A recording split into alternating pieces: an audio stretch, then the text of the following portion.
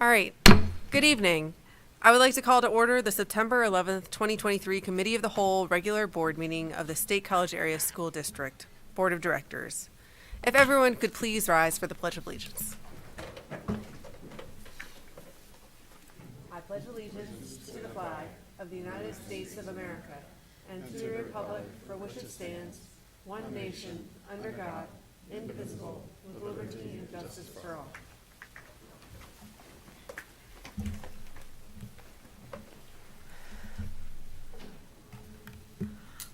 All right. Oh. I would like to welcome everyone joining us in person this evening, as well as those who are viewing remotely. The board held an executive session prior to this meeting regarding personnel. We're also aware it's a little warm in the room tonight, and we may have physical plant coming in to work on that just a little bit, so we may take a short recess while that work happens, just as a warning to everyone. Board members, with the agenda before you, are there any changes? All right. I would now like to call on the board secretary for a roll call vote of the board members. I'm sorry, just a roll call of the board members. Dr. Anderson. Here. Dr. Bader. Here. Ms. Brandt. Here. Dr. Buck. Here. Dr. Crevecore. Here. Dr. Duffy. Here. Ms. Huff. Here. Mr. Leos. Here. Ms. Sidney. Here. All right, we have two retirement recognitions this evening. Jerry Grabiak retired from the district on August 31st with 33 years in the district. Starting in November of 1990, Jerry worked in the transportation department as a bus driver throughout his district career. Transportation Director Van Swager praised Jerry's consistency and reliability, noting, Jerry has been a dedicated employee throughout his 33 years of service, always doing what is asked of him. He was well liked by his fellow employees and will be greatly missed by all. It will be hard to replace his dedication and commitment to the job that he brought with him every day. The board thanks Jerry for his service and wishes him the best in retirement. Nancy Harpster will retire from the district on September 29th with 36 years in the district. For her entire SCASD career, Nancy worked in food services as a kitchen helper / food service worker.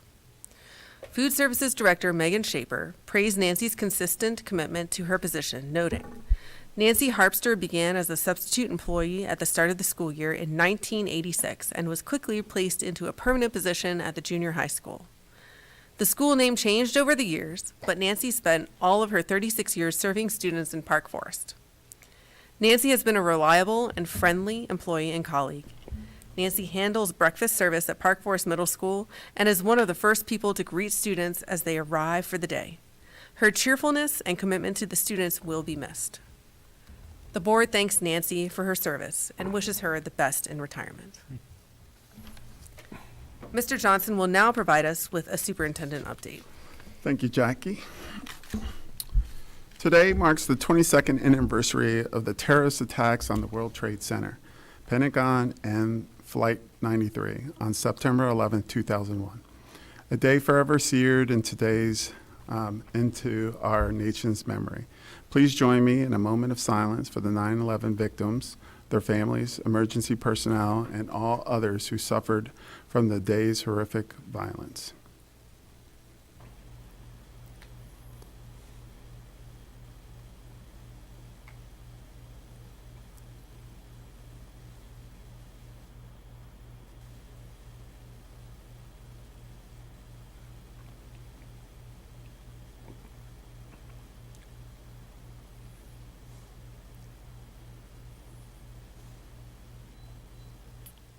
Thank you.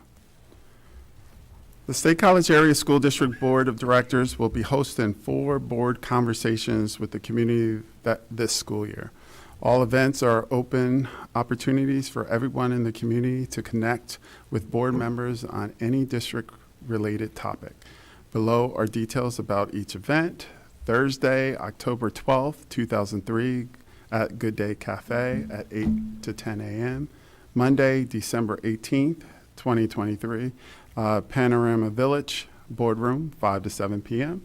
Thursday, February 22nd, Pump Station Cafe, 8 to 10 a.m. And Tuesday, April 9th, 2024, Wegmans, 6 to 8 p.m. These will be on our calendar, so if you need a refresher of when they are. We hope to see you there. I have a bit of nice news to share with you. The latest U.S. News and World Report high school rankings are out, and we improved from 2022. State High now ranks 43rd in Pennsylvania out of 750 high schools, up 2 spots from last year.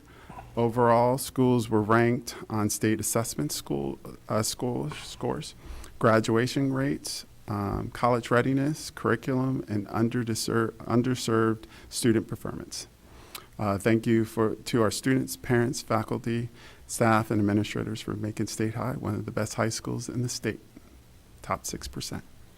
Thanks, Mr. Johnson. All right, I would now like to welcome Chayla Ramirez Crawford as student representative to the board for the first 7 weeks of the academic year. Thank you so much for being here, Chayla. Hello. I'm so happy to be here. Chayla's now going to provide an update on student initiatives. Yes, I will. Okay. Thank you, Ms. Huff. The State High football team cordially invites our kindergarten students, along with their families, to the game against Altoona this Friday, September 15th at the Memorial Field. There is a special treat for you this year. Prior to the game, all kindergarten students will have the option to be escorted down to the field where they will be introduced by the school.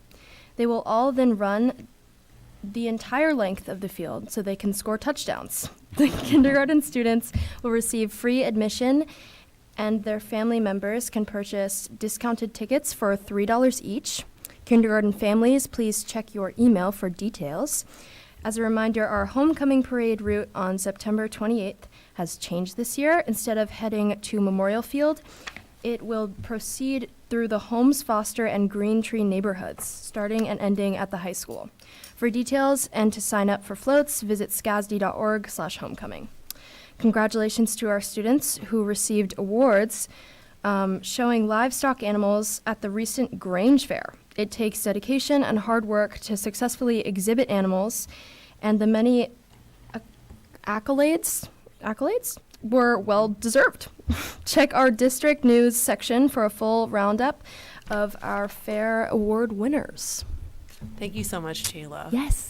And just so you know, you're welcome to contribute at any point in the meeting. So Cool. if you have anything to say, we would love to hear from you. Awesome. All right. I do not have a legislative update. Well, my brief legislative update is that the Senate did meet at the end of the month and sent some code bills to the House at the state level in order to finalize the budget, but nothing has happened beyond that. So there's still, the budget is finalized, but those code bills still aren't finalized.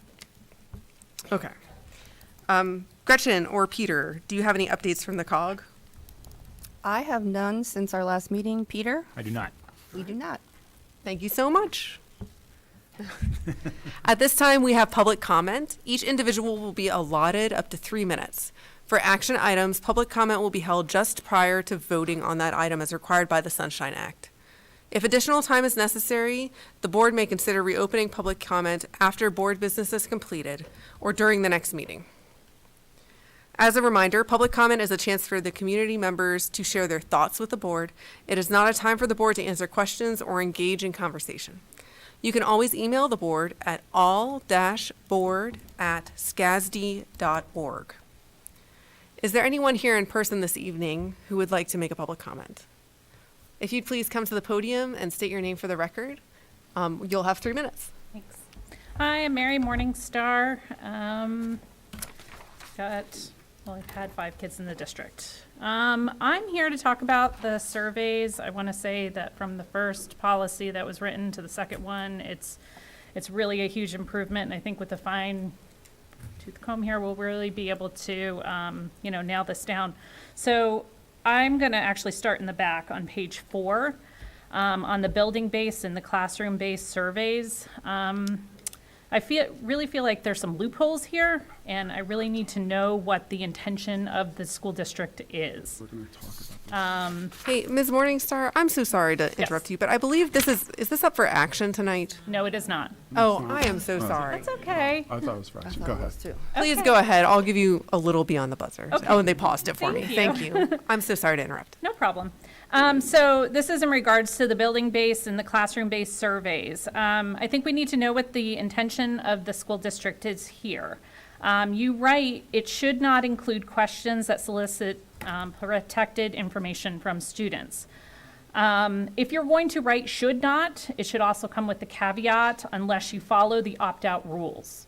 If your intention is that at the building level and at the classroom level that you expect teachers and building administrators not to ask questions regarding the protected areas, then you should write shall not.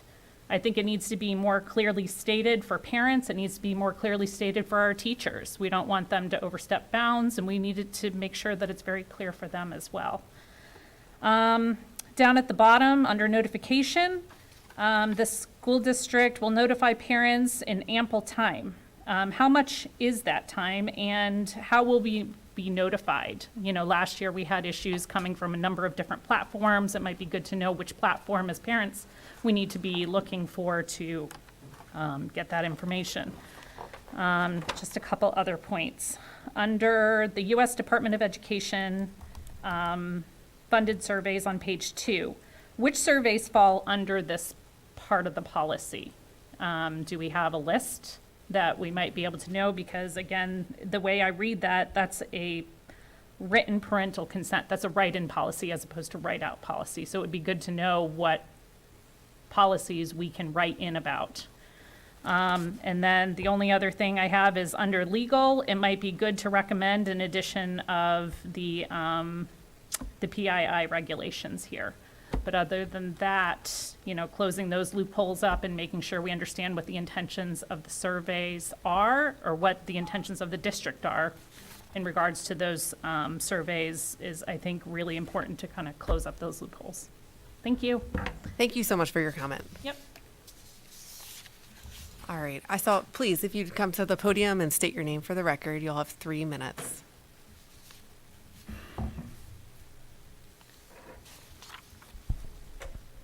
Am I audible? Yes. So I'm Jessica Corral. I have 2 seniors at State High. And I just want to start by saying again, thank you for receiving comments, and also to the classroom educators and staff and faculty and librarians, everyone, very grateful for the incredibly hard work that gets done. I have been trying to find out a little bit more about Securely, the software surveillance tool that's being used now by the district. I don't find their website to be very clear. It definitely does not seem to be directed to parents. It seems to be oriented towards selling their platform of resources to school districts.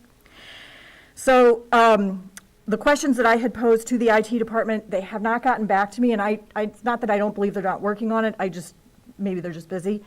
But it's not clear to me how the content is reviewed. The website gives examples about content about bullying and self-harm, which are clearly time-sensitive concerns. But what it doesn't say is, like, if potentially problematic web use or searches featuring worrisome words or phrases are identified, who is alerted and on what timeline? So is it the parent of the bully? Is it the parent of the person the bully was targeted? Is it the principal? Is it a guidance counselor? Is it a classroom educator or a mental health professional? Is it the school resource officer? And that last one is important, because if there is some discussion of criminal activity, then I just want to better understand how Securely does this. As a second concern with how content is reviewed, I'm a member of the LGBTQ+ and gender equity work group. Students who do not have affirming homes may find themselves at risk for harm if their search histories include content like, how do I know if I'm gay? And that's not so much a question, but a real-world risk that vulnerable populations experience day to day in navigating their safety. That's just one example, but there are certainly others. What happens to the data that is incidentally gathered while looking for potentially problematic web use, words, or phrases? So are there limitations in place that says this company is not selling teen and child web behavior for the purposes of marketing? How do they depersonalize data that they gather so that it cannot be then worked out if they get hacked? That's a particularly big concern for me, given that their Facebook profile absolutely looks like they've been hacked since July. And there's no clear way I've been on their website many times to try to alert them to the fact that they should not feel comfortable with how they are represented on Facebook. So that's a worry for me. And then is the visitor management screen also being used by Securely? I saw that was one of their products. It's not clear how that works, but that would link parents or guardians to this system, which I do not presently have reason to believe is secure. That's 3 minutes. I'm sorry. That's no need to apologize. Thank you for your comment. I do have printouts of what the Facebook profile looks like, because I think it's relevant to know what it is that people see when they go there. And the one piece that the IT department did reference is the Children's Internet Protection Act, but that actually does not require tracking of internet use by minors or adults. That's something they specifically say on their PDF. So just to be aware that these are concerns. Thank you. Thank you. Is there, Email her questions. all right. Is there anyone else here tonight who would like to make a public comment?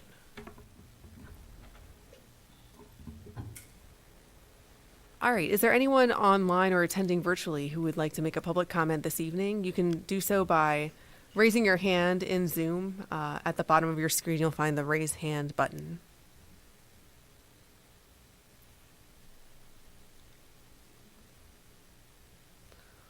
All right. Seeing none, we will move on. Next on the agenda, we have several information reports. I would like to call on Dr. Ben Morden, Director of the Career and Technology Center, to provide this update on the Career and Technical Center update. He's joined by Ms. Chris Merritt.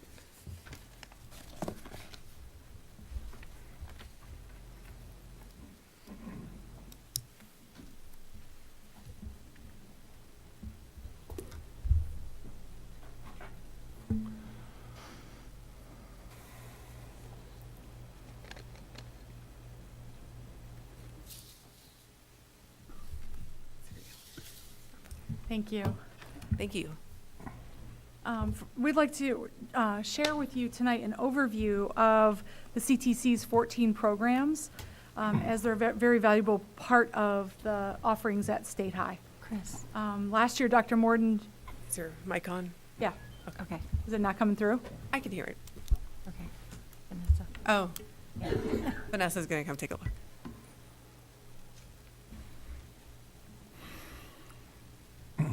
Must be the heat. It must be the heat. I agree.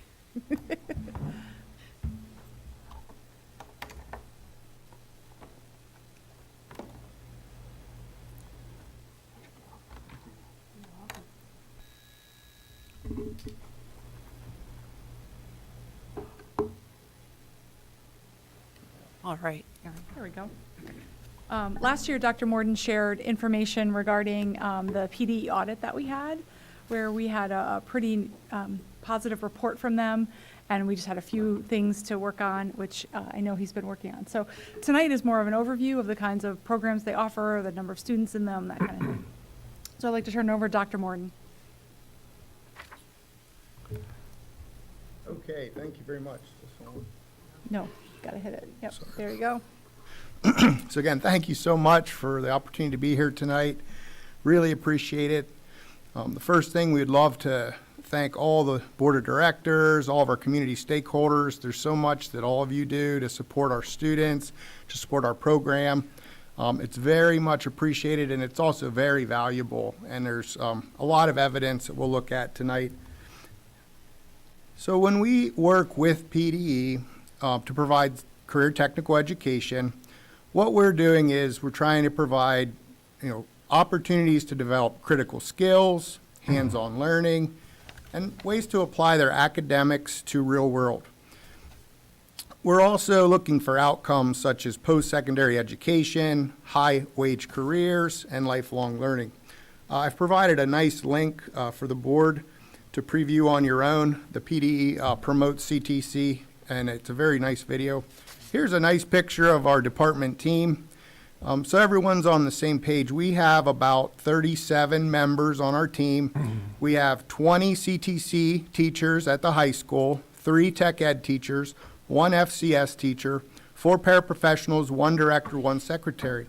At both of the middle schools, we have 3 tech ed teachers, and we have 1 tech ed teacher at Delta. And for this evening's presentation, we're going to focus on the high school specifically.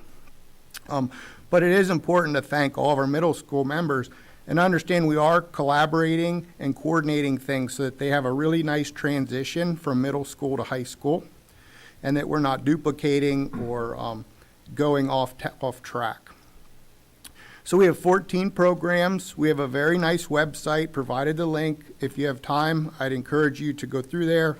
We have really nice videos for every program, a lot of information on articulation agreements and other benefits. So here are our 14 programs. The ones that are bold and underlined, those are our 8 programs that are approved through the Pennsylvania Department of Education. So while other programs listed here are very valuable, we operate them as elective courses. So while they're all beneficial, some have some different requirements, but they also have some different benefits, such as vocational subsidies. Here's our enrollment from this year. This was recently ran about a week ago. Numbers are always fluid, and you'll see these go up and down a little bit. But the top, the gray portion, are the approved programs, and then the bottom are the non-approved programs. You'll notice we've listed individual students along with enrollments, along with total credits. The reason is it can be a little deceiving. For example, if you look at like health professions or sports therapy, there's 217 individual students, but they have 230 enrollments, because a student might take like 3 half-credit classes. They count as enrollments. If we compare that to auto tech, where it's 1 2-credit, it can skew a little bit. So all the numbers, those are the individual students for every program. And then at the bottom, we've listed the individuals for the entire school. So this year, we're at 1,729 individual students are taking some one of our CTC, FCS, Tech Ed course. When you add up the enrollments, that's 3,138. So you can see out of our population, about 2,400 students, I believe. It's a very nice population, significant opportunity for everybody. There is a link there if you want to see a little deeper dive into the numbers for all the different programs, specific classes, teachers, things like that. And then I provided a short historical look here back to 21, 22.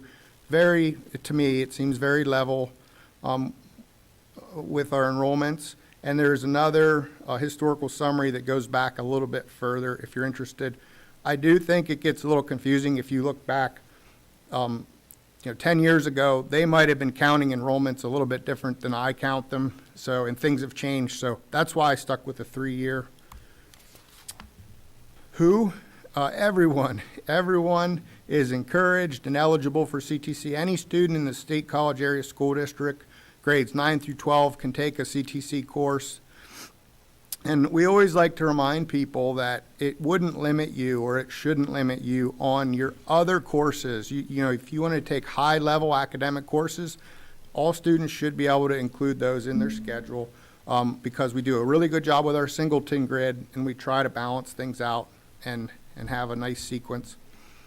Some benefits, just to remind everybody, we've listed some benefits here. Obviously high wages and high entrance to competitive colleges and majors. We get a lot of really good experience. Opportunity looks great on resumes. We have access to really good industry tours, guest speakers, professional networks.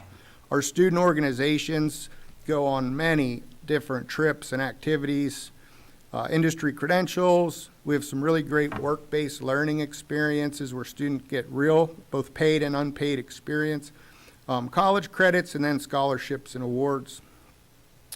Now, we want everyone to be confident in the community that we're working with everybody we can to provide all these. While at the top, this is our framework of authority and advisement. At the top, we have the LEA, and we have our administrative team, and we're working together to do everything we can to provide the best education. But when you come from the bottom up, you're also going to see our advisory committees. And these are all the different stakeholders that we're working through with all of the different plans and applications we do. And they're also helping connect us with resources and different contacts to help us, again, go out and get what our students need to have the best education. There is a summary that goes a little bit more in depth to explain what the different committees do, which you can preview on your own. This is just a list of our, we have 10 student organizations. We've listed them here in alphabetical order. And again, it's really difficult to capture how much of an impact these have on some of our students and what they're able to accomplish, both academically and personally. Here's a list of our industry credentials. So on the left, highlighted yellow, these are the industry credentials that we offer here, approved through PDE by program. You'll see the PIMS code because these are entered into PIMS. They count for our PIMS data performance, and also they're going to show up on the students' transcripts, which is really nice for them to be able to take with them. And they don't have to keep hold of like a credential card. It's actually to have that, plus it's on their transcript. The ones in the maroon, that is our summary from last year, how many industry credentials were earned for each program. So we're up at 348 industry credentials last year, something we're very proud of. On-site work experience, we have 8 student enterprises. These are like micro businesses that are operated out of our classrooms. Last year we had about $85,000 revenue. So while we have almost zero markup, that $85,000 is benefiting a lot of community members that are getting a lot of work done at a really good price. But also our students are getting invaluable experience. Like if we didn't have cars to work on and flowers to sell and food to cook. So it brings that real world atmosphere to the table. Work-based learning, we have 56 students out on diversified occupation placement. So those students have their academics, then they get out on senior release and they're working somewhere in the community for paid employment. We have 11 students out on cooperative capstone, which again, they're in a CTC program, then they're dismissed from school in order to work at a placement related to their program. We have a list of college credits for the different approved programs, some articulated with directly with organizations, some through the statewide articulation agreement. We always like to remind people, where can you find all this information? If you go to the State College High School course guide, there's a link here too where you can find it on the web page. Bottom left, you'll find that document, and then you'll see all of our courses listed.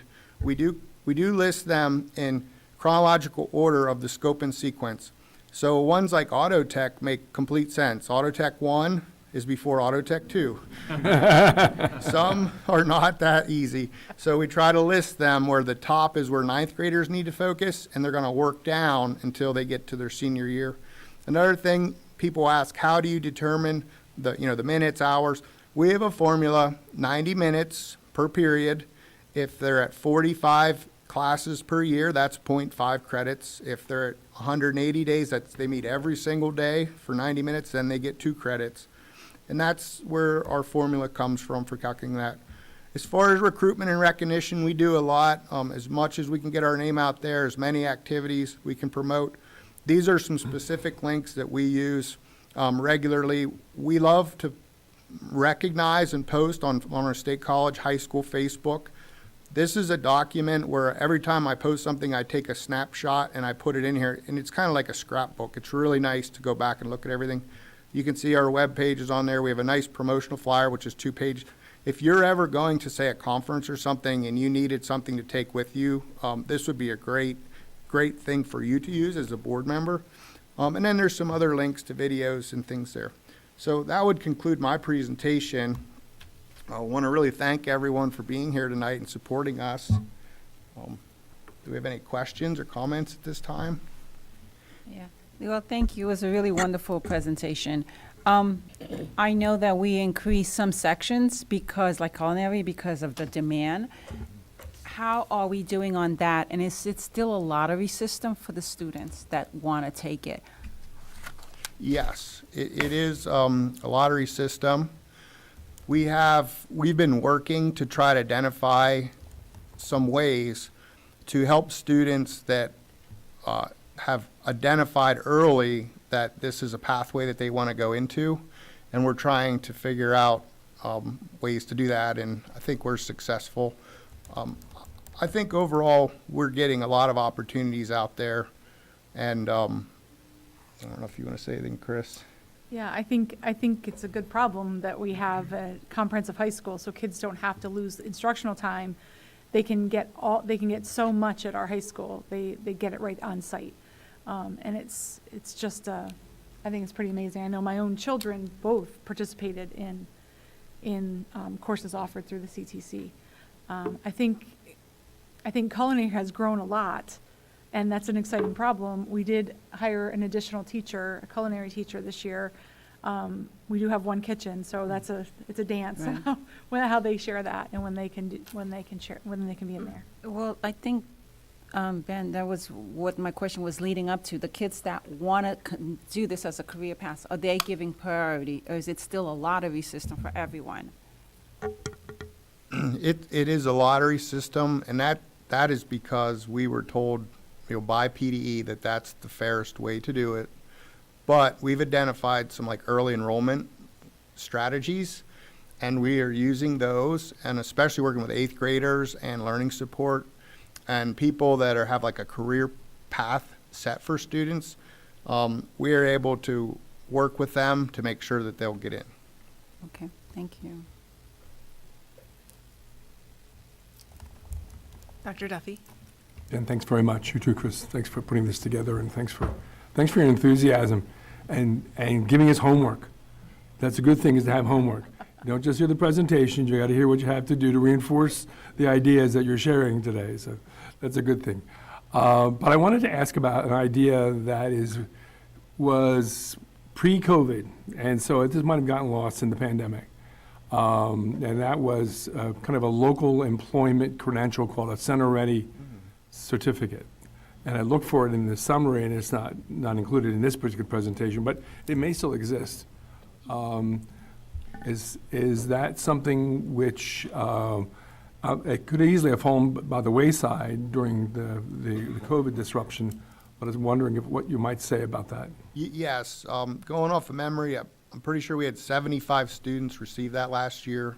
Okay. They are recognized at the award ceremonies, so both underclass and senior, they are recognized. And that 75 was a high number. Yeah. That was up quite a bit. So I didn't include it because it's not a state-approved Right. industry credential. And we have so many of those. I could talk all day. We just did a really good one with people from the COG to do fire extinguisher training. We had 233 students get that. And again, we'll get no recognition from the state, but what a great thing for kids to have. So there's many of those type of I see. credentials that we Right. get. They're less formal Correct. in a way.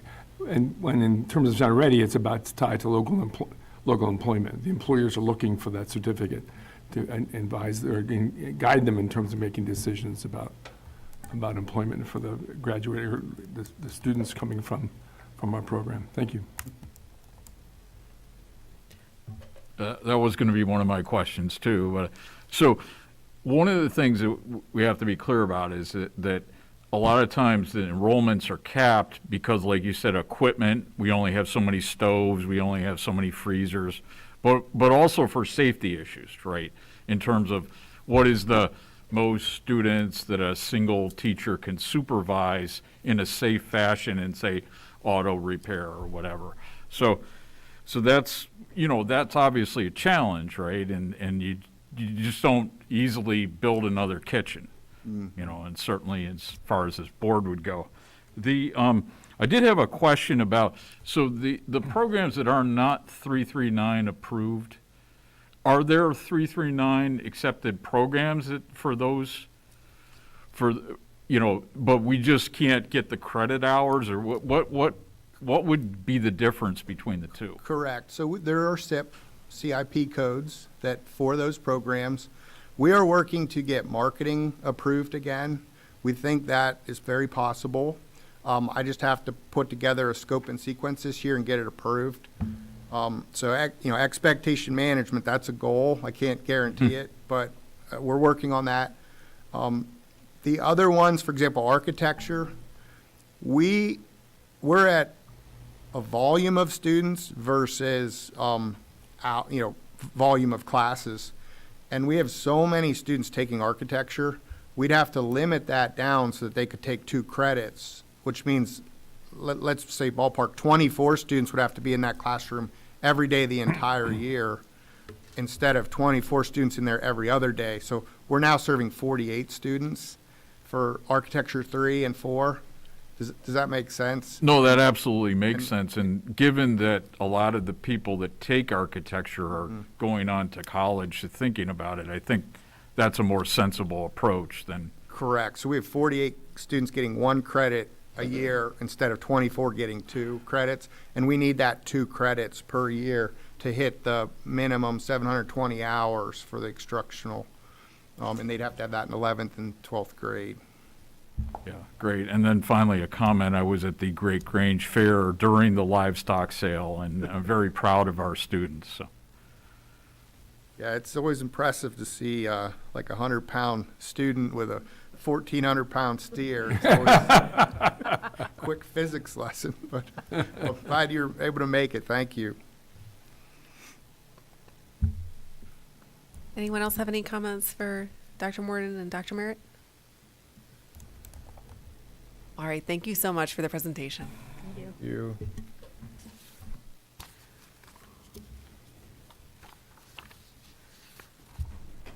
All right, up next, we have Dr. Jonathan Bucher and Ms. Jen Rand, who will join us to provide an overview regarding funding for advanced placement testing. Or just Bucher.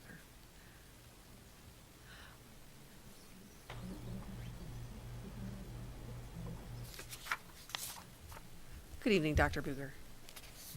Good evening.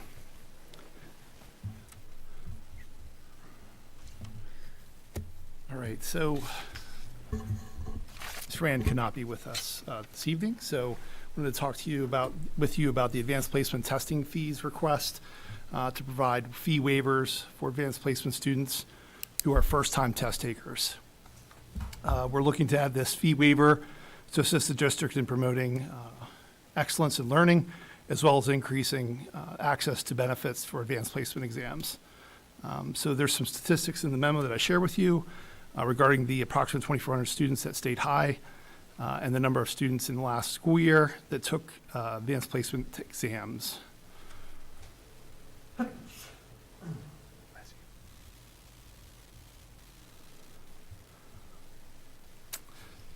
We are requesting that this allocation be for this school year so that we can move forward with offering this fee waiver to first-time test takers.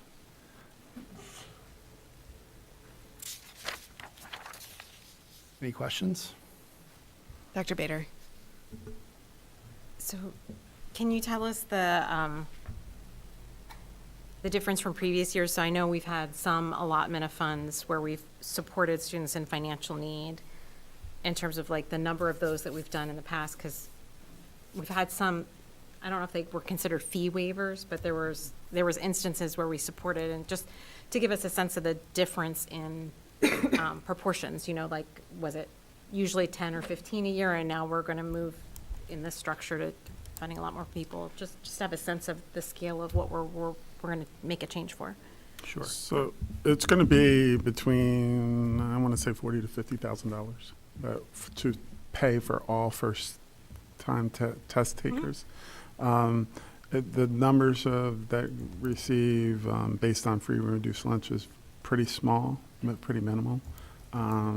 It would affect that pretty, not as much. Yeah. So, but I could get you the numbers that. No, I just want to make the point that, like, Yeah. this will, so that the community understands, while we've been supporting people doing this, would actually be a monumental increase in a beneficial way, that we're, you know, as opposed to, because some people know that students have received some support for that, but this would be a really, a big improvement in supporting first-time test takers.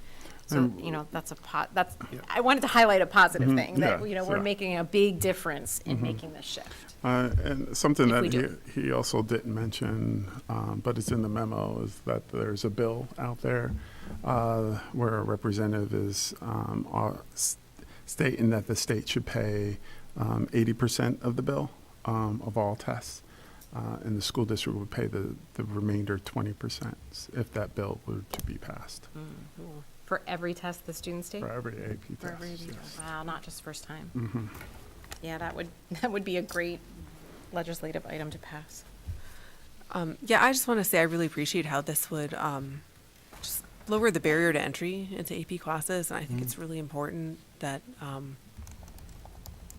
if we could remove obstacles in the way of students getting into AP courses and getting through tests, that I really support this, and I think it's a really good investment to help encourage students to give it a shot if they've been thinking about it. So As the goal, to get more students in the classes and more students taking the exams. yeah, Correct. Dr. Buck, go ahead. In the unlikely event that a family wanted to refuse the waiver, can they? And pay for it themselves? Yeah. Sure. Sure. We'll take your money.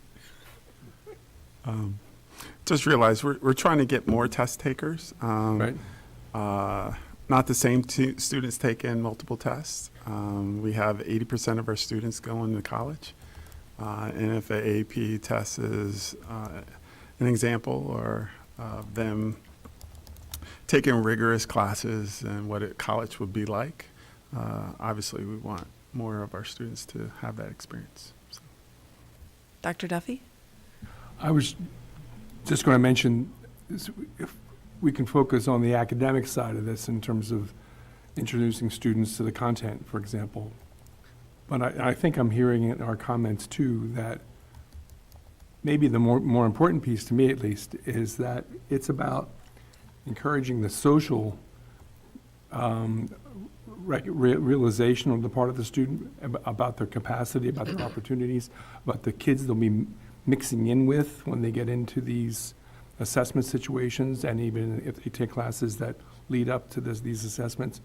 They're expanding their circle, their social circle, and seeing themselves differently in terms of their career, perhaps, or certainly their post-secondary opportunities. So I think that it's about academic preparation for sure, but it's really, and from what we're saying too, I think it's really as much or more about the social awareness and the social identity that the students have in terms of recognizing their future, and where they can belong, perhaps beyond where they might otherwise land. Sure. Thank you. Ms. Sidney, did you have a question or comment? Yes, I did, thanks.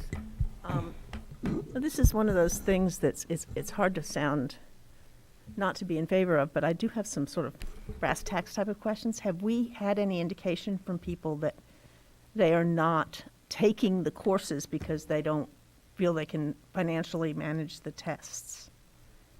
Has there been much feedback about that? Well, just about the number of students that are taking AP courses versus the number that are taking the tests. It's a hefty fee of $105 to take the test. Right.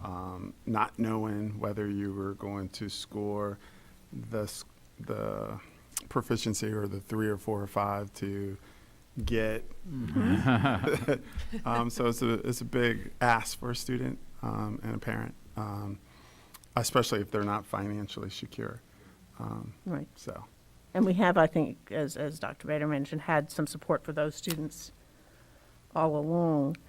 I guess I think it's interesting, we decided last year to not have finals because of the stress on students, and to then come back and have something like this that is I think there are good, positive stresses from challenging yourself and sequential things that you build to at the end of the year.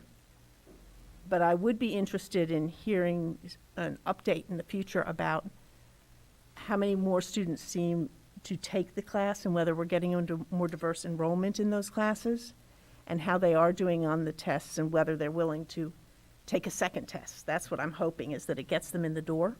So those are things that we keep track of. I have since I was a principal here. Each year we have been able to increase the amount of students that are taking AP tests.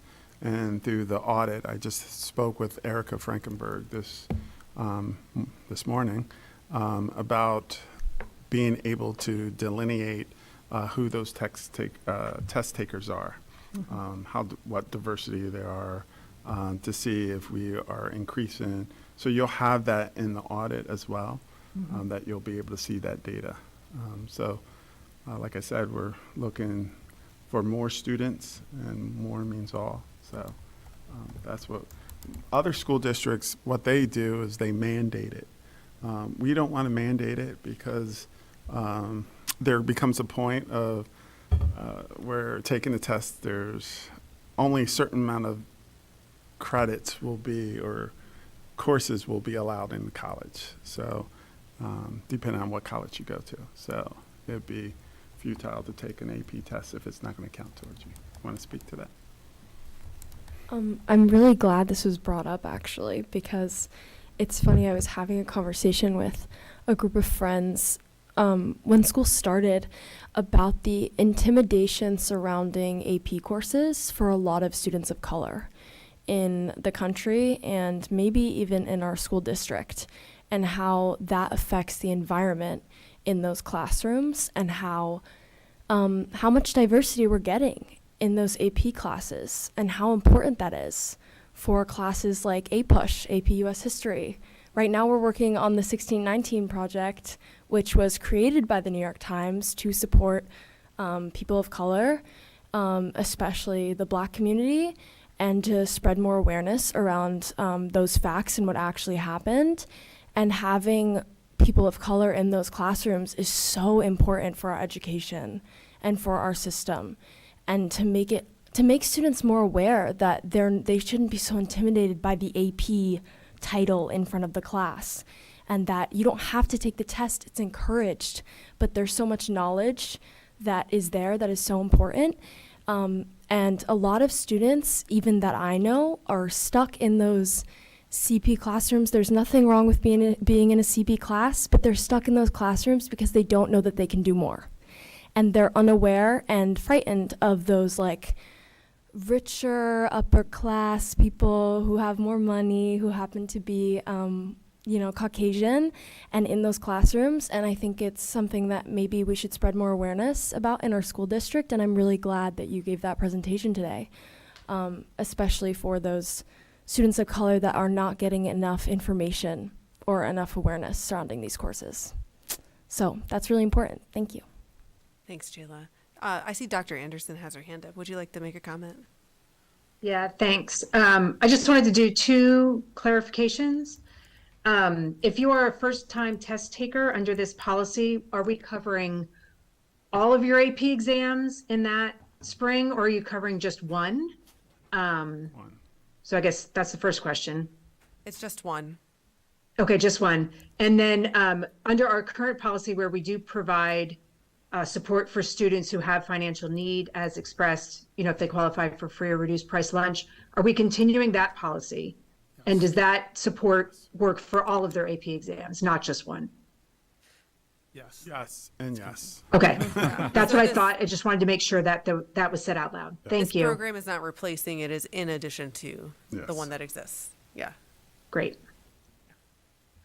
Dr. Bader, did you have another comment? I just wanted to, point out that very the fact about free and reduced lunch. I know it was mentioned that, we've supported students in financial need through that program, but I would caution us to remember that using free and reduced lunch as an indicator of socioeconomic status is not very good.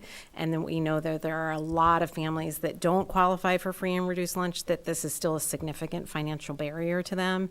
That free and reduced lunch is it's a abysmally low threshold in terms of evaluating families and whether they have economic need.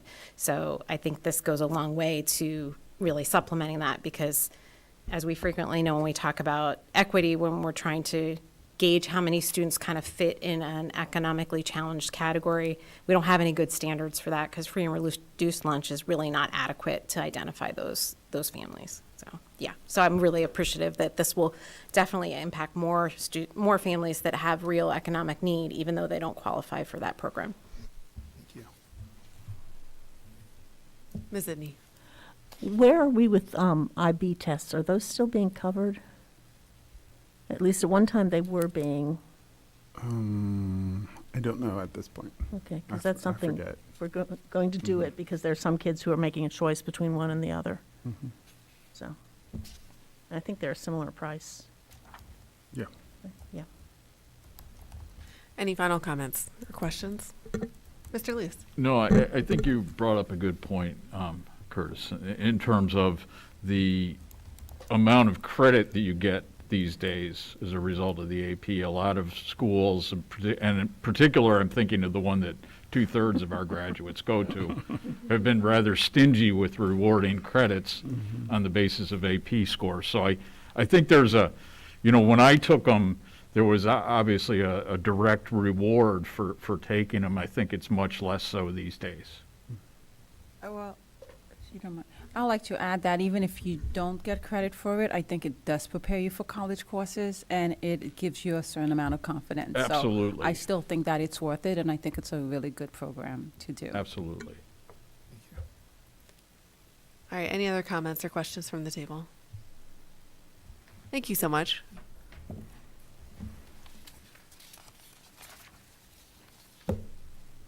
All right, we now have several items under finance. Mr. Brown's already ready. Yeah, that's the next thing on the agenda anyway. Moving on to facilities and grounds, Mr. Randy Brown will provide an update on the power purchase agreement. We'll start there. Thank you so much. Sure, and Dr. Buck and Ms. Brandt will be joining in. Just real briefly, talking about walking you through the memo that was provided for those that haven't seen it. There is a request on your agenda for additional permission for legal services of $30,000. Unfortunately, this is not something that we look forward to mentioning to you. We are hopefully in the final round of negotiations. As many hours have been spent in the last couple of weeks trying to get this to resolution, we have realized, as we've gone through our notes and had conversations, that the apparent low bidder for the power agreement has gone almost radio silent for several months. And that is not of any fault of our own or of our consultant, but they have responded, and the consultant has been working with them in the last week, and still trying to get that final agreement for not only the developer, but also the distribution provider. Previously, we've mentioned there's ongoing assistance that may be needed to help our PPA once it is formed. Just wanted to keep that on your radar, that may be coming to you as an additional item. And then timeline, we have given the developer a response date of this Friday to get the documentations completed so that the documents can be delivered by the end of this month. The memo says early October, but that means to all of the members of the working group, but we want it in our hands, and I say our, meaning my hands as the lead organization, and then I'll review those with the project team, which is about 5 members of the organization and of the working group, and then we'll work with multiple groups from or pass it out to all members of the working group. So this update is kind of brief. It seems a little disjointed, and so have many of our conversations in the last couple of weeks. And we're very concerned and disappointed that we're at this place. There's still some unanswered questions that we are trying to secure, and I have another meeting tomorrow morning with the attorney and the consultant to further explain and seek to understand where we actually are and how quickly we can get to this completion date for your evaluation, which, along with the document, we will also ask the consultant to provide an economic comparison so that it's in an explainable form so that you can understand the economies of this agreement and arrangement. Peter, Gretchen? Yeah, thank you, Randy. I guess that the thing that I would add is that members of the project management team have certainly expressed a certain level of frustration with the developer. And I would not blame any member of this board or any of the other members of the PPA working group for being also frustrated with where we are at this moment, because we have a sort of stall, and yet we have to have this legal review, and so things are happening, but they seem like they're not happening, and I'm personally pretty annoyed. I just am. And I'm in these meetings with Randy and company on a regular basis, and Randy and I have talked a number of times, and I would say that right now we're being very calm.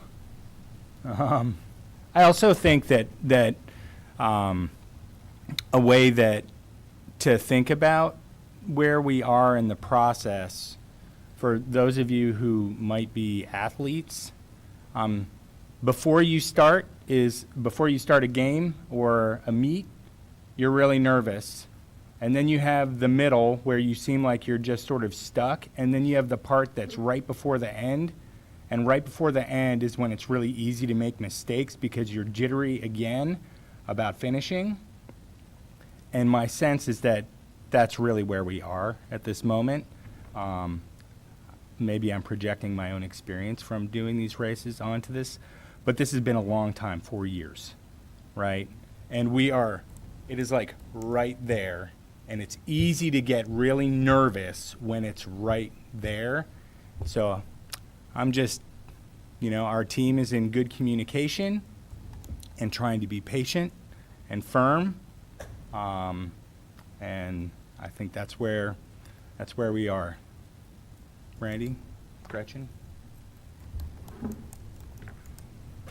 I guess I would ditto the frustration comment and echo that, again, we are not the only ones who have been feeling that within the project management team. That's one issue, is the length of time that it's taking, the radio silence that Randy referred to. But then the other part, at least for me, that is very frustrating is the legal fees, and it's starting to feel like a black hole. I was not aware that it would just keep coming. So this has been a new aspect of it that I know some members of the project management team are starting to wonder, why is this happening, and give us specifics for what is taking your time to bill us for this amount of money. And I'm grateful that those questions are being asked. And I said to Randy earlier today, but it's time to start to think about what is the total project cost, not only price per kilowatt hour, but to get it up and going and maintain it. So I just think that that's something that we definitely want to, as much as we can. We don't have a crystal ball, but we're talking about spending other people's money, which I always have in the back of my mind. And when we're doing that, we need to do it responsibly and learn what we learn and not just go continuing forward without considering the new information that we now have. And I think that about every issue. That's why I change my mind sometimes, because when I get new information, I apply it to the matter at hand and then think, okay, where do we go from here?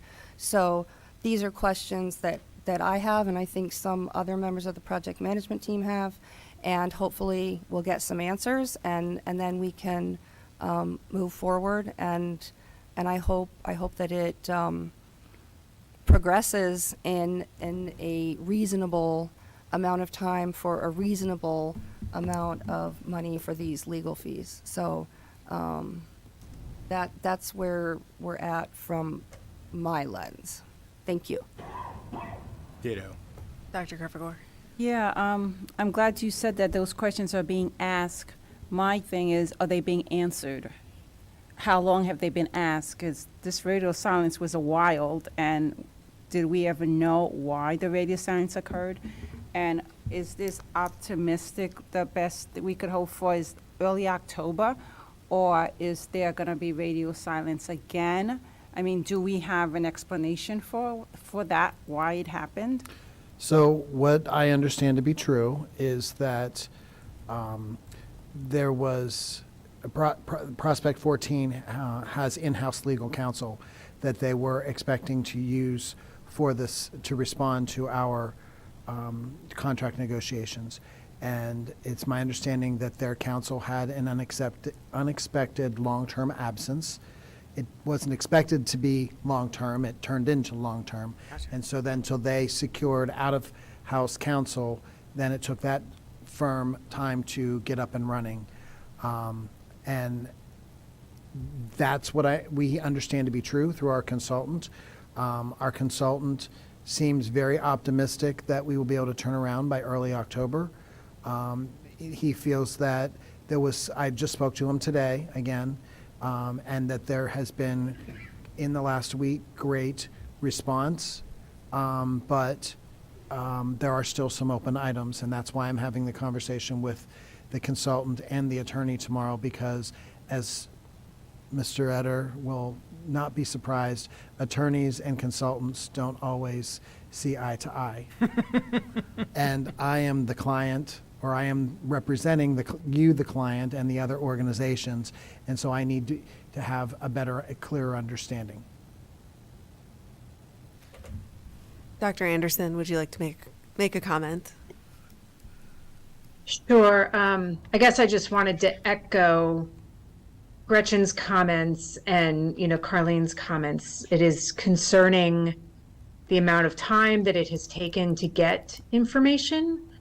And I know we've been pushing and asking, but I do think we need to start just being prepared for if we need to make other decisions coming down the road. So for example, right, tonight's motion is to ask for more funds for more legal fees, and we've already paid out legal fees. Do we have any kind of an estimate of how much more we're going to be needing in legal fees to look at these contracts, because we don't have a signed contract yet? Is there a time when we're trying to be patient, right? So I guess that was my first question. How much more in legal fees are we anticipating? My second question would be,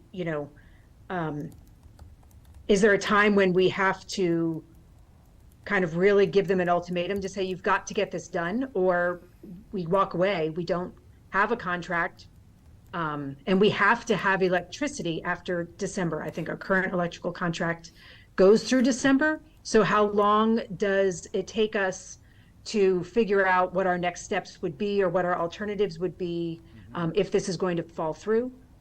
So, just keeping that in mind. And yeah, is there a point at which we walk away if it's not going to happen? Like at some point, we can't just keep waiting and just pushing it out. And so I guess I'd like to have an idea of what our thoughts are for that, because I just don't know this process real well. Thanks. So, real quickly, I'll try to answer your questions completely. How much more beyond this 30,000? Which, keep in mind, the 30,000 is what all 13 entities are paying, not just the school district. In my conversation with the attorney, he stressed that he will work to keep it at 30,000 or below, but he just is not sure because there are still 2 documents to complete, the first of which has still not been completed. He understands our impatience and our growing frustration. He gave me some tools that I used with the consultant today in an effort to get the consultant to use with the 2 apparent low bidders that we are working with. As far as an ultimatum, I believe that I sent a letter to the consultant to use with the vendors and told them we wanted a September 15th deadline. And so I believe that everyone, or at least I understand from the consultant, that that was received and that it was heard, and he felt that it has been helping. There are some extenuating factors as far as permitting and permissions that the developer needs to get in order to put a document together, and that's why, part of the reason why I'm having a conversation with the attorney and the consultant tomorrow is to understand that. As far as power beyond December, I will, depending on how things go in the next couple of days, probably be coming back to you with a recommendation either at one of your next 2 meetings, because, yeah, we need power. Now, understand that the first contract is with a developer for a solar project. The solar energy will no way near be ready for December of 2023.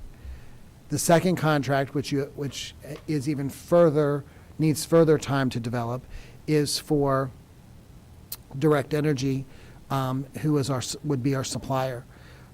They could begin providing energy even immediately, and it would just continue to be non-solar energy once an agreement is reached. But depending on how that timing is, we may need to do an extension just like we did earlier this year. So we are working on that. Thank you for the question. We are mindful of that. We need to have power to run our schools, and we are taking that into consideration. Dr. Buck? Yeah, I would think that regarding the legal fees, maybe it's hindsight in this case is not even 2020. It's still not all the decisions can be super clear because of how complicated it is, but I think that each board member might want to consider whether or not we want to propose a total cap to the group on the legal fees, so that a complete do not exceed. And I don't want to say what that number should be at the table right now, because I think there should be some figuring out with Mr. Brown and the project management team. But no offense to Dr. Etter, but lawyers have a mighty good way of making themselves seem necessary and make an absolute mountain of money out of you. Not that you do that, sir, but I just want us to, we are where we are, but I would prefer to not go too much further with money. Ms. Brand? I had just 2 more comments I wanted to share with the board, because that's also part of our job being on the project management team, is to share with the board conversations we've had, more insight into how we ended up here. So one thing I wanted to point out is that it was actually stemming from, Carlene, something that you had said that made me think about a conversation we had in the project management team, where you're just kind of curious, where is this radio silence coming from? I had the exact same question. And, but I was a little bit more skeptical than the way that you posed it. And actually, I mean, Peter and Randy were there, but actually said out loud in the project management team, you know, what is going on here in terms of, does anybody really, do they want to do this contract with us? I mean, is there, at least in the past when I've worked with people who don't respond, it's because they don't want the business. And so I mean, the thought had to come to mind, and I just wanted everybody to know that we have asked those questions, we have had those conversations, and that was part of, along with lots of other comments from project management team members, why Randy sent this letter that he referred to. And I also just want to give a shout out to Randy, because even though it looks like things are going horribly right now, Randy is probably doing more of an amazing job than ever, dealing with all of these issues and problems and just staying the course. And it was your idea to come up with the letter after just hearing all of these, you know, concerns. So anyway, thank you, Randy, and I think the full board should just, we're in good hands with Randy and the rest of the project management team. And then so anyway, so that's, I just wanted to share just sort of some more insight into the conversations that the project management team has been having, and happy to, if anybody, you know, has any individual questions, I'm happy to chat with you. So anyway, thank you, everybody, and especially Randy. Dr. Duffy. I've worked with Randy now 7.5 years, and I'll come with my so I can be heard for this. I suspect that this would be keeping Randy up at night.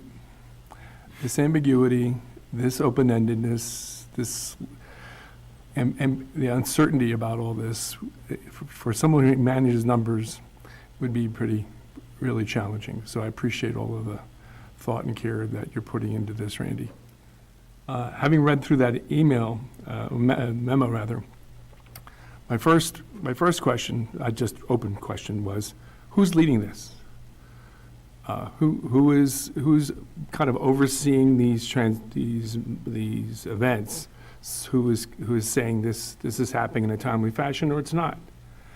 And we have a lot of different players, a lot of cooks in the kitchen on this, you know, with this broth that we're trying to create.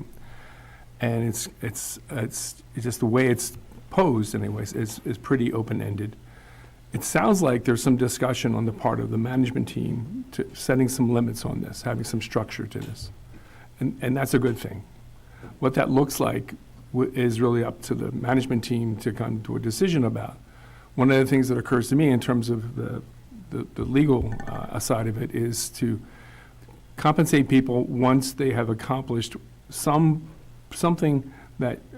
productive, something that you're looking for in terms of their work, and then compensate them after that is provided, rather than before the fact, which is kind of what we're saying, that in terms of the work on the part of the attorneys, the legal consultants.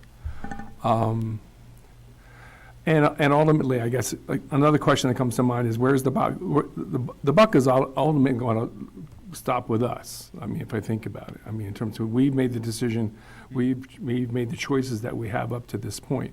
We've relied a lot on the information we've been provided, but ultimately, in terms of the yes or no decision we're making, the buck will stop with us. I'm encouraged to hear Randy continue to be as motivated as he is to try to grab hold of this situation and to insert some leadership into all this. And I'm sure it's happening with Peter and also with Gretchen. But it's this process, and I think Carleen kind of alluded to it too, seems to need more structure. It just seems to me need more clarification in terms of our expectations and what people can expect in terms of even compensation for their work. So anyway, I'm just repeating in my own words what I've been hearing people say. So I don't feel like this may be adding value to our discussion. But I do think from what we're hearing that we're not at a turning point yet, but as Deb is saying, as I heard Deb say, we need to be prepared that if, for a variety of options, some of them may not be pretty in terms of what we've been hoping. So if I could just say one more thing, and that is that there is an action item on your agenda for authorizing an additional up to $30,000 for legal fees. I do have a call tomorrow morning.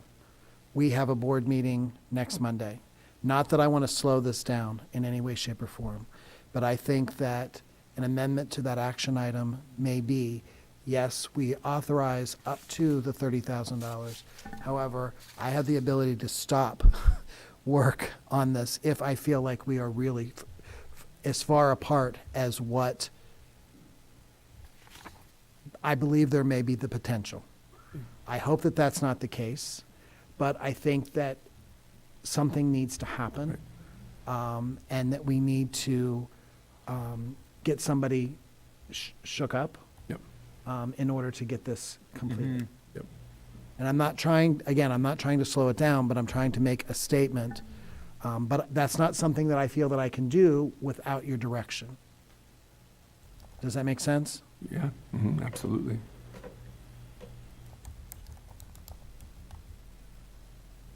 Are you affirming? It's not time yet. Sorry. Well, I was just gonna, in terms of direction, I mean, so that's one idea, to put an amendment, and then, like you said, we have another board meeting coming up. We could also, somebody, if they wanted to, could make a motion to table it for now, and then we can come back to it. So just giving options, Robert's rules wise, that's all. Yeah, I was just going to say that I think that, I mean, I'll be happy to amend the motion when it comes to the table later, because I agree with Randy that, and he and I have had a few phone calls where We've not been this polite. have not been this polite. We have not been this There has polite. been more colorful language, and I was not the only colorful language user on the call. Yeah, just because it's frustrating, and I think that the signal needs to be very clear to the other parties that we have been very patient. We have communicated everything that we want and answered every question. I mean, we're talking about Randy, in a very timely fashion. And I would say that that has not been reciprocated in a way that is consummate with the treatment of the people of the Center Region and the State College Area School District, the county, et cetera, et cetera. And there are certain things a person needs to do before they get off the pot, and that needs to happen.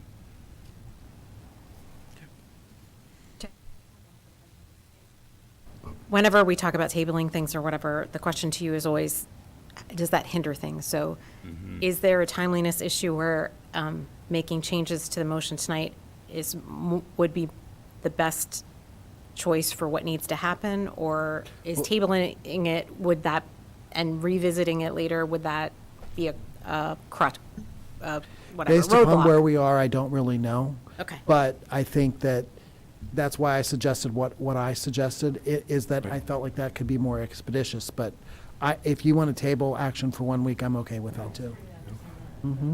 And my thinking behind that idea is, it sends a strong message, but Yeah. that's all. They can watch Well, the meeting. I just want to chime in that I think giving, as Randy suggested, giving him the authority, giving him the power to say exactly what's required, what the limits are, and speaking in that way with the support of the board, I think would really be helpful. So it gets to the idea of having an action item which is qualified by saying that our business manager has the authority to set limits in terms of the use of funds that are offered for approval. Any final thoughts on the PPA here?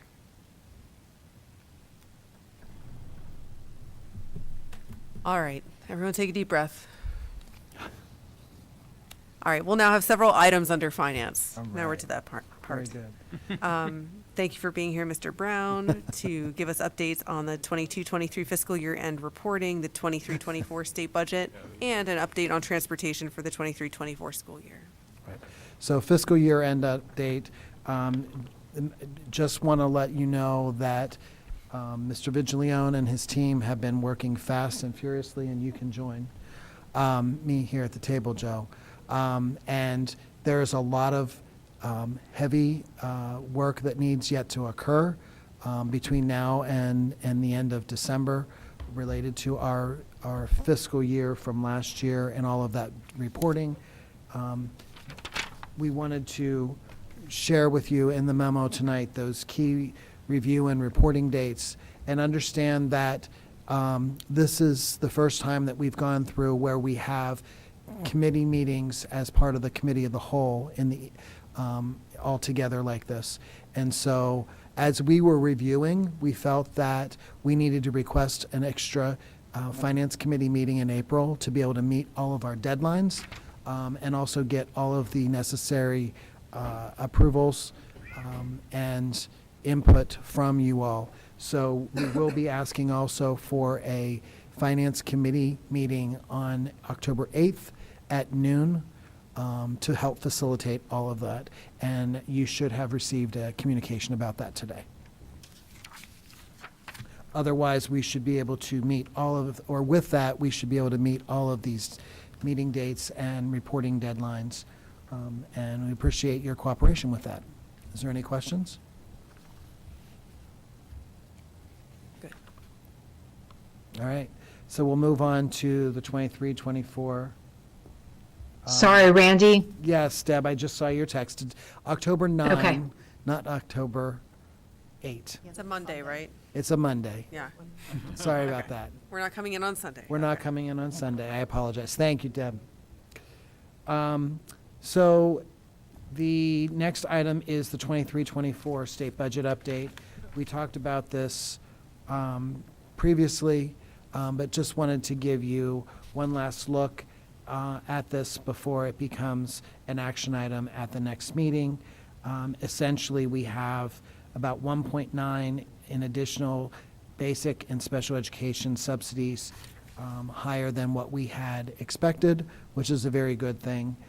You will probably know, and I'm sure that Dan Duffy can remind everyone if they have forgotten, that typically when this happens, it's not generally this much money, but it typically is just our recommendation, since we already have a balanced budget, to assign those extra dollars to capital reserve fund transfer. This year we have several line items that we wanted to recommend. We have a need, I'm just going to go real brief. We have a need for an additional special education teacher because of increased enrollment. We have increased enrollment in our elementary music orchestra program, special education services that are contracted services beyond the ability, the capacity of our teachers, professional development needs throughout the district, additional transportation costs, student activities, which are extracurricular and co-curricular, curriculum development, curriculum equipment, and then district-wide facility master plan, and then the remainder would be capital reserve fund, with the exception of the AP testing that I forgot to edit the list for and was reminded earlier. So we'll be adding $50,000 for AP testing as well. If I could go back to the student activities and curriculum equipment, two separate lines. Curriculum equipment is probably pretty straightforward. There is unique equipment that typically goes through the curriculum process to get allocated budget monies as something is new in our curriculum. However, we don't always have a replacement cycle and funding for that replacement cycle of that equipment. So we want to try to build in a line item because we've not ever had this line item. We're not sure exactly what that number needs to look like, but we're estimating right now, based upon the needs that come across our memories very quickly, $100,000 to get us started for this year. And this would be a recurring line item. Student activities, This would be twofold. One, it would be some equipment needs that we are made aware of, particularly marching band equipment that you all have heard about. There's also some other music equipment and maybe some other extracurricular activity equipment that we are able to identify. Also, as we've been talking about, we want to increase the number of clubs and activities and intramurals. And so just as the foundation is helping us with that this year, we also want to add some additional monies. And that would be not only supplies and equipment, but that also would be people costs. And so we have some, hope to have some more information about that in the very near future as to how that would be allocated. But we'll get to that in amongst all of the other reconciliations and analysis that we need to do. Again, I expect that would be a recurring item as well. Any other questions? Just sort of a comment, and it's in the memo, but I want to call it out. As part of the equipment purchases, coming up with an inventory and a life cycle replacement sort of schedule, which is very strategic in terms of what do we own as far as music instruments go, as far as equipment for physics labs, as far as 3D printers or technology education equipment. What do we own? What's its life cycle? How long is it expected to last? Correct. And then develop a life cycle replacement sort of fund structure for that. So I think using this sort of, I don't know, you wouldn't call it's not exactly a windfall, but it's additional money Correct. from the state budget. Using this to do a strategic move like that, I think is great. And just to clarify, because Mr. Hetrick's probably having an out-of-body experience if I don't say something. Yeah. Technology does have a very good equipment and life Right, cycle. they do. But items that are not purchased through the technology department, and you mentioned some of them. We have some science equipment, we have music equipment, that type of thing. And we are also utilizing a new software that Mr. Fisher purchased since he's come to the district to help. So anything from the physical plant area for equipment and that can be inventoried and systems that have manuals and maintenance. We're also looking to do that with Sousaphones. with sousaphones, Right. exactly. Dr. Anderson, would you like to make a comment? Thanks. I just want to echo what Jim said, that I like this idea of having a plan for life cycle replacement. And the amounts that we have that Randy's put before us seem to make sense as we move forward. I just want to also maybe just put a little bug in his ear that, we have had a very good plan for replacement cycles for the technology, for the physical plant. That's what Randy's been talking about. And if we haven't been quite as careful about having the plan in place for things like the instrument and the science labs, then could this be a moment that we give just a little bit extra in this first year to help offset maybe not having done as much investment in the last 5 years, and then come back to a more level sort of replacement funding plan going forward? Does that make sense? So just as a thought, if we had just a teeny bit more we could add to that in the first year, since we seem to have a little bit extra from the state, that might go a long way towards doing a lot, maybe a little bit more than 1/5, and getting a little bit more of that done. Thanks. Ms. Zidney? Along with that, at the other end of the cycle, there are things that the district can no longer use. They're no longer suitable for using in the heavy use that you get in a school. We do have a policy on disposing of things, but in the entire time I've been on the board, other than this past summer when we had some discussion about books, I do not think ever we have made a motion as a board to dispose of things. I may be misremembering, but I see when I look at other boards regularly that they do that type of recycling and passing things back to the community. And I would like to have a better understanding of what happens when something is no longer, a desk or something may not be needed, things like that. We replace a lot, but what happens to those things that are no longer functional? We follow your policy and we use the online platform or as long as it's something that's still usable. The reason that we had the discussion with the books is because we came upon a situation where we didn't feel that it was viable in a timely fashion to use that online platform. If it's not usable, then it's disposed of in another way. Other districts may not have the same policy that we already have in place here, and that's why they take action on a different basis. If the board wants us to do something different, then let us know. Does that make sense? Yeah, and what, isn't some of it legislated, Randy? Some, about certain things that we can only do There are certain things with? yes, absolutely. Yeah, so some things But we don't have a also have to have a choice. policy. Yeah, but I mean, yeah, but there are categories where Right. the state tells us we can only do certain things Right. when we get rid And of we certain can't give items. away, just give away. Right. Yes. Because not one individual should be benefiting from something that taxpayers have purchased. Dr. Duffy? I just have one point of reflection on this process. And Randy, I want to credit you, maybe credit It's the Curtis team. as well. It's not Randy. Okay. Let's not. Well, let's put it this way. As an observer of this process, I appreciate the fact that we are relying on a set of needs that have previously been identified that exist. They're real needs, not knowing what the legislative decisions are going to be like. And so we have a set of needs that have been identified. And in this instance, we're returning that list and making choices within that list in terms of what we're going to address to bring us our work more in line with our goals, which is helping kids or teaching kids and doing right by them and their families. So I appreciate the fact that we are going back to a pre-established, known set of needs, and this is a needs-driven process. I really appreciate that. Thank you. And I tell the whole team, want to acknowledge everyone on the Thank team you. for that, Mr. Johnson, everybody else. Thank you. Dr. Bader? One last question, Randy, and maybe, I don't know, it's a little bit of a comment, and maybe you can state it better than I can. So some people would look at this and say, well, we're adding more recurring costs, and that's problematic.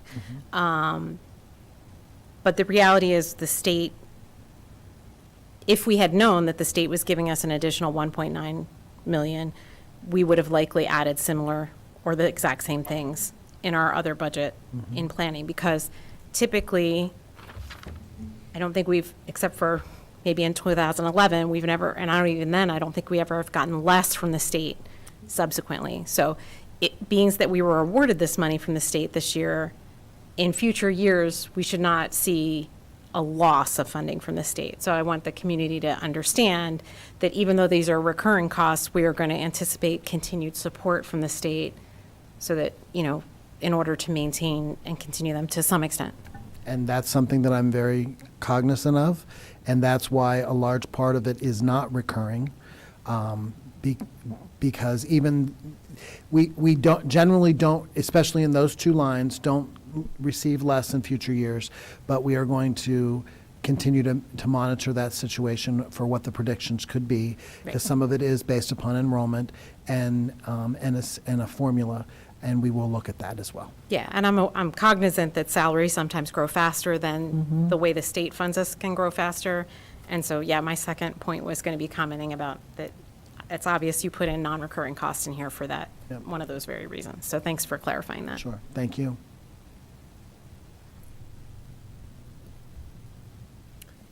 All right, should we move on to transportation? Sure. So,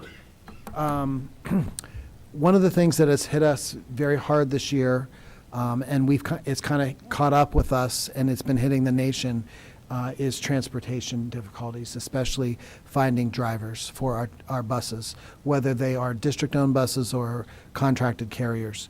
And so we just wanted to let you all know that in case you weren't aware, and to let the public know that we are taking this very seriously. We've been using different types of recruiting efforts, but it's just a very difficult job category. Many times a bus driver is not a full-time position.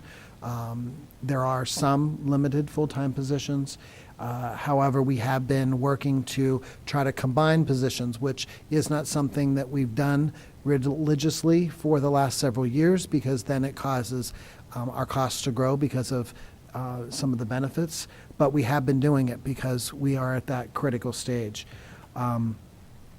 We have been able to eliminate 5 bus runs through combining in different areas. And even when we've had some late arrivals to school or some difficulties with those modified bus runs, we've made other changes. And we've gotten elementary schools to accept students a little bit earlier so that the second run for the secondary students is not late arriving. We may need to take further action, and we just wanted to let you know that. That, as a reminder, by policy, walking distances are 1 mile and 1.5 miles for elementary and secondary. The state is 1.5 and 2 miles. So we may need to look at expanding hours. However, remember that if there is a hazardous road condition, we do not, those distances do not apply. We don't expect children to be going into harm's way. We are considering having parents opt out of district transportation. That was done as a tool in COVID, and we may be considering that again. However, the difficulty is the parents are going to have to commit that the students will not come back at all for the remainder of that school year because the seat has been given up potentially. And what's the benefit of that? The benefit would be that hopefully there would be fewer riders, and then maybe there'd be fewer buses, or even if there's not fewer buses, there'd be shorter runs because those students wouldn't need to be accounted for. But obviously, the one goal would be that there would be fewer runs and fewer buses needed so that that could help lower costs. But we're not sure yet what that looks like, but that is something that we may be looking at. Student activities, intramurals, field trips, buses are a great concern. We are working with our drivers and our contracted carriers to ensure that we have all those that we need, but just wanted to put that out there as that we are concerned about that, we are aware, and we are working with that, all of that. So lastly, we are at the time of year where parents have lots of questions and concerns. Because school is now up and running, we're several weeks in. Please, as a reminder, if it's about a student behavior issue, parents should contact their building principal. If it's another related transportation issue, they should contact our transportation office directly, either by email or phone. That information is on the website as well as attached to this email. Some of our buses are contracted. The carriers' names are on the buses. Please, as a reminder, don't contact the carrier. Our transportation office runs all of our transportation systems, and those contacts should be made to our transportation office. Mr. Swager, if you're still on the meeting tonight, do you have any comments or additional items to share? I just think that was very good, Randy, but I think that the biggest thing is we need drivers, and we need to be able to have the ability to consolidate routes as needed when we need to do so. Thanks, Van. Can you give them, the board, what we have done to recruit bus drivers? Sure. We have, at the idea of, that Dr. Bucher shared with us from another district that he was familiar with, already this year, we sent out a mass mailing of postcards to addresses within the State College Area School District, not only recruiting bus drivers, but also many other hard-to-fill positions.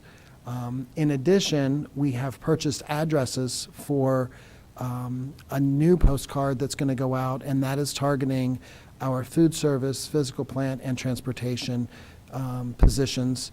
Many of those folks already come from addresses outside of the school district. So we have purchased a number of addresses and doing a mailing for those outlying areas beyond our school district boundaries.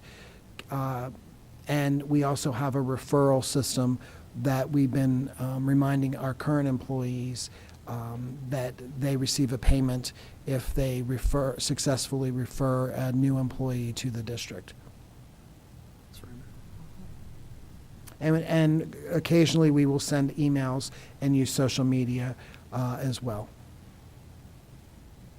CJ, we also use all of the recruiting platforms as much as possible. Thanks. So, thank you. Thank you so much. I've actually, can I have one more thing, Randy? I've also actually taken out an ad in some of the local churches to see if they would be able to help us out in any way, shape, or form. He's using that as recruiting also and advertising. Okay. Any questions on transportation? All right, you're free. Thank you. All right, thank you so much, Mr. Brown and Mr. Vigilone. Up next, Ms. Pierce will finish out information reports with an overview of policy 235.1 regarding surveys.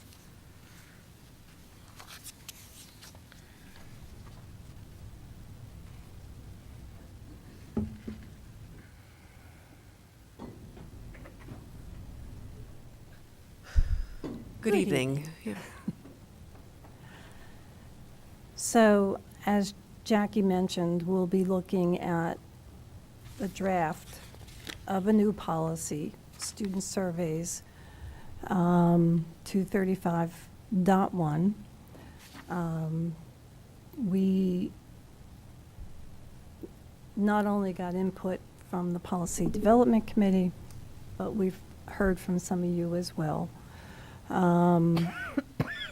We have tried to simplify it. It was a challenge because we're taking a couple of different items and putting them under one umbrella. Some of this is what do we as the district want to do? Some of it is what are we mandated to do by law? So we realized at one point in this process that we did not do a good job of delineating that. So the version you see before you now, we hope satisfies both of those. This document that you have is the policy. It also includes the administrative regulation that would go with it. I'd just like to walk through the policy a little bit to point out things that I think are important. In the purpose, in the second paragraph, we talk about collecting information related to the district's educational objectives. That surveys from outside the district have to first be board approved. The fact that the collection, let alone the disclosure of any personal information for the purpose of marketing or selling is prohibited. So there's a lot of the federal language we don't have to worry about because we prohibit marketing surveys. In the definitions section, the personal information definition and the protected information survey definition are both from the law. Under authority, the last sentence, we guarantee the parents have the right, upon request, to inspect or opt out of a survey created by a third party. Delegation of responsibility, the first sentence relates to protected information survey, which go back up to the definitions. It's the protected information survey definition. privacy. We shall not disclose personal or protected information to any outside party. This has been another confusing area. The U.S. Department of Education funded surveys. I don't know if we've actually ever had any. But if we have any from henceforth, the U.S. Department of Education has its own regulations we have to abide by. And that does it for the policy itself. And then we have the administrative regulations that go into a little more detail. So I hope that makes more sense to you all. Let me know if you have any questions.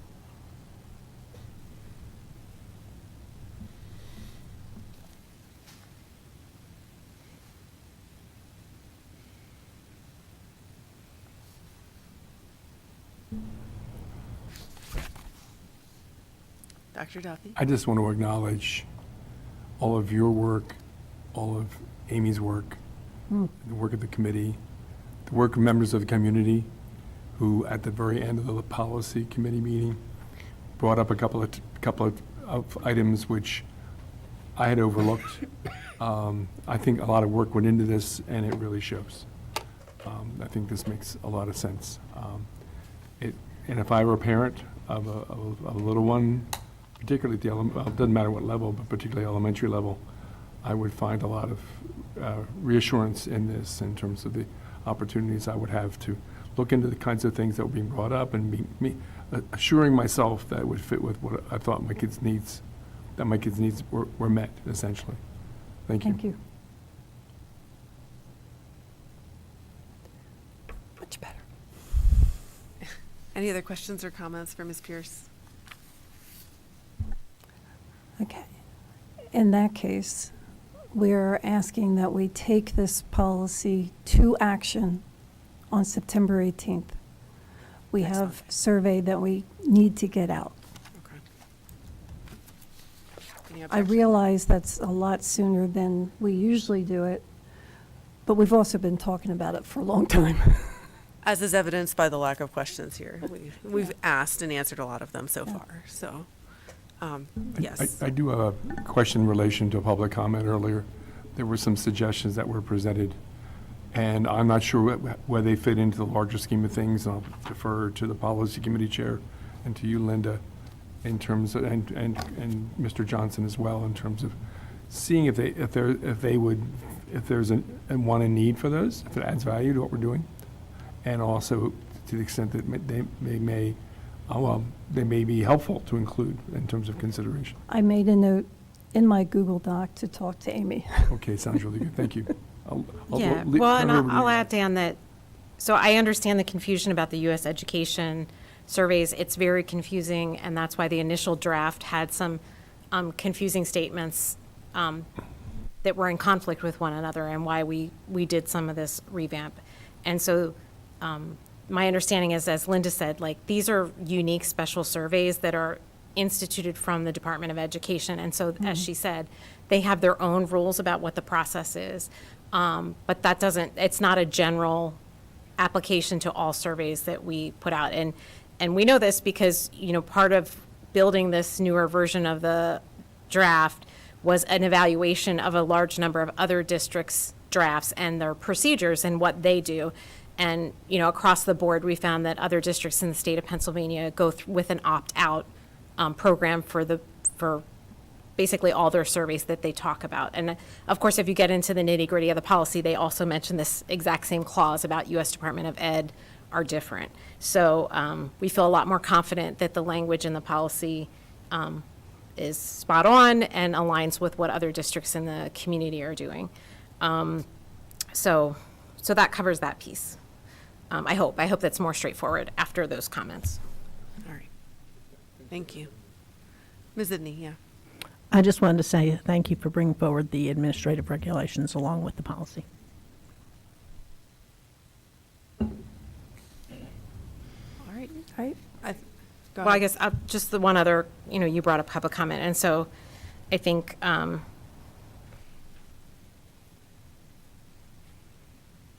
trying to think of the word I want to use. There's questions about intent, and I think that we've worked really hard to make a good faith effort and be really specific in this policy about what the district's intentions are and what the board finds appropriate. Now it's the administration's job to implement those and to ensure that staff are trained and that they understand what this policy means and what implications it has for their actions. And I would just like to ask the community to give a little grace. This is a change in how we operate, and no organization or system has 100% compliance on anything when they make a big shift and change. So this will be a learning curve for a lot of people, and I'm sure a good faith effort will be made to adhere to the new policy and do what needs to be done. But everybody's people, and our understanding of legal terms sometimes gets a little mucky, and so they're, my hope is it rolls out really great, but I think it's reasonable for people to, like I said, give a little grace as we make this big change. Thank you. Thanks so much. All right, following that, we now have time for additional public comment at the end of info discussion. Is there anyone in person or online that would like to make a public comment? Please. If you wouldn't mind stating your name again, just for the record. Sure. Thank My you. name is Mary Morningstar. First and foremost, I'd like to thank you for all the work that you put into this policy. It's actually been a lot easier than I expected.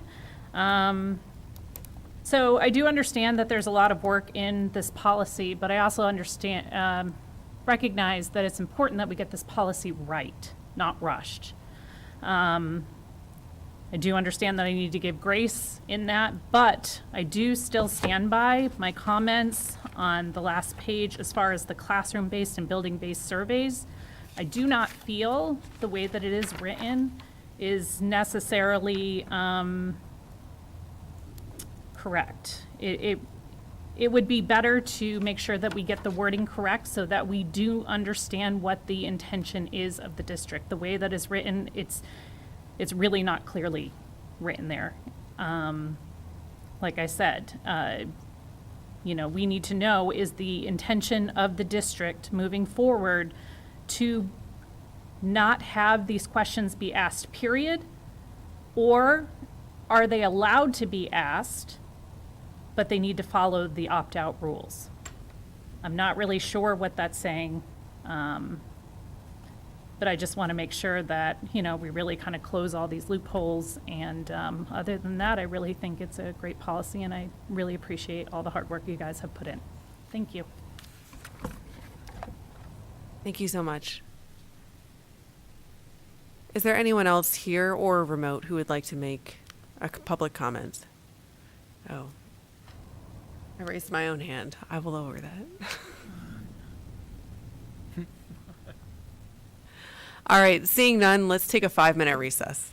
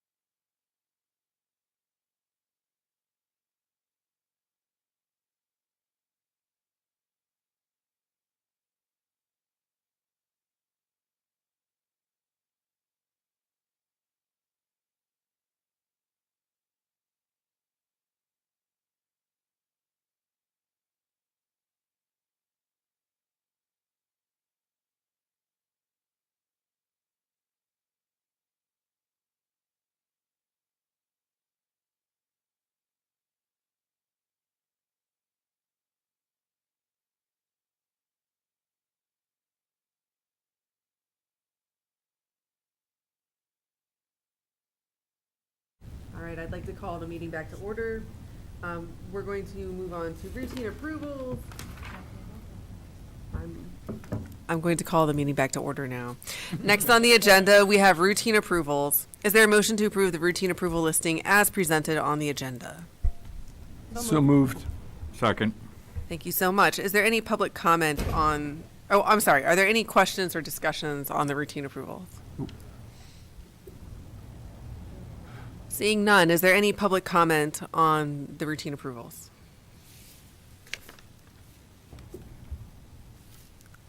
Seeing none, we'll have a roll call vote. Ms. Zidney. Yes. No, I'm sorry. Mr. Leos. Yes. Ms. Zidney. Yes. Dr. Anderson. Yes. Dr. Bader. Yes. Ms. Brandt. Yes. Dr. Buck.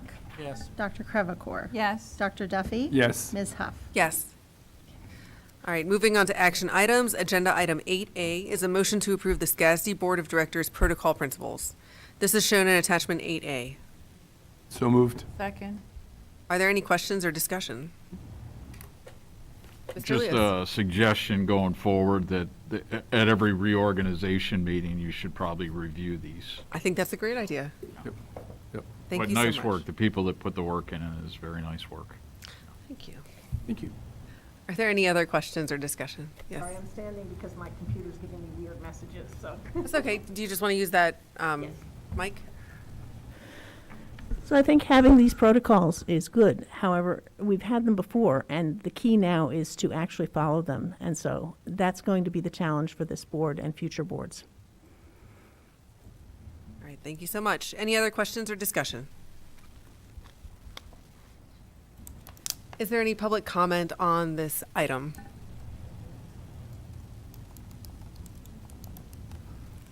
Seeing none, we'll have a roll call vote. Ms. Zidney. Dr. Anderson. Yes. Dr. Bader. Yes. Ms. Brandt. Yes. Dr. Buck. Yes. Dr. Crevecore. Yes. Dr. Duffy. Yes. Ms. Huff. Yes. Mr. Leos. Yes. Agenda item 8B is a motion to approve a Penn State research proposal by Ms. Chanmin Kim. This is shown in attachment 8B. So moved. Second. Are there any questions or discussion? Is there any public comment on this item? Seeing none, we'll have a roll call vote. Dr. Anderson. Dr. Anderson. Yes. Dr. Bader. Yes. Ms. Brandt. Yes. Dr. Buck. Yes. Dr. Crevecore. Yes. Dr. Duffy. Yes. Ms. Huff. Yes. Mr. Leos. Yes. Ms. Zidney. Yeah, Agen- I also want to say that she's in the audience today. So, Thank you for coming. wondered. Thank you. Agenda item 8C is a motion to approve a Penn State research proposal by Dr. Sophia Angeles. This is shown in attachment 8C. So moved. Second. Are there any questions or discussion? A quick question about just in general about the research approach Sure. to this. And I didn't do a deep dive, obviously, into this. I'm just dealing with the information that we were provided, and maybe I skimmed it. I didn't fully research it or fully study it, but one of the questions I had about it was, is this there's an assessment component to this, but is the assessment the intervention? That's my question. Now that, for the person who developed these ideas, they might feel more comfortable discussing it. It doesn't have to be right now. I'd be happy to email back and forth. So I do see she is in the audience. Okay. So would you like to, Dr. Angeles, would you? Online? Yeah. Okay, yeah. Just Do you to have add- anything to say in response to Dr. Duffy's comment? I'll put you right on the spot. All right, so I see her hand is raised, so could we unmute her? There we go. All right, go ahead with your comment. Hi, good evening, everyone. Good evening. In reference to your question about the assessment, the research proposal is really about a workshop series that we're doing with the high school youth. we're not really doing an assessment per se. We're gonna have some kind of like, basically like a lesson, and then the youth are actually gonna be engaging in activities. And the purpose is just really to gauge how much they know, and then also because we are working in collaboration with one of the school counselors that's assigned to these students, and 2 of the teachers. We just want to be able to kind of address any questions that might be coming up in terms of helping them prepare for post-secondary education and training. Great. Thank you. I appreciate your professional response. My question itself was rather open-ended, so I appreciate you giving it that thought. Thank you. And thank you for being here this evening. We appreciate that. Are there any, Mr. Leos? Yeah, and just for clarification, it looks like this is contingent upon, we approve it, but it's contingent upon getting the IRB approved. Yes. So, yeah. As is often happens in this case. Yes. All right. Is there any public comment on this item? All right, we'll have a roll call vote. Dr. Vader, Yes. Ms. Brandt, Yes. Dr. Buck, Yes. Dr. Crevecore, Yes. Dr. Duffy. Yes. Ms. Huff. Yes. Mr. Leos. Yes. Ms. Sidney. Yes. Dr. Anderson. Yes. All right, motion carries. Agenda item 8D is a motion to approve the 23-24 Butler Leadership Consulting LLC Services Agreement. This is shown in attachment 8D. So moved. Second. Thank you so much. Are there any questions or discussions on this item? Jackie. Thank you. Yeah, I've been asked before whether I don't think it's important that people get professional development, and I absolutely do think that's important. I still think that we should be bringing forward when an arrangement like this comes forward, or any of the various people that we hire to do professional development, whether for administrators or for teachers or for paraprofessionals, anyone, it would be good to have some type of CV, some experience, why this person was picked, as opposed to my going online and looking the person up and finding out more about them. Along with that, because we do provide professional development, and perhaps this is particularly sensitive now because I have a daughter who's a teacher who's paying for all kinds of coaching on her own, and most of our teachers make less than most of our administrators.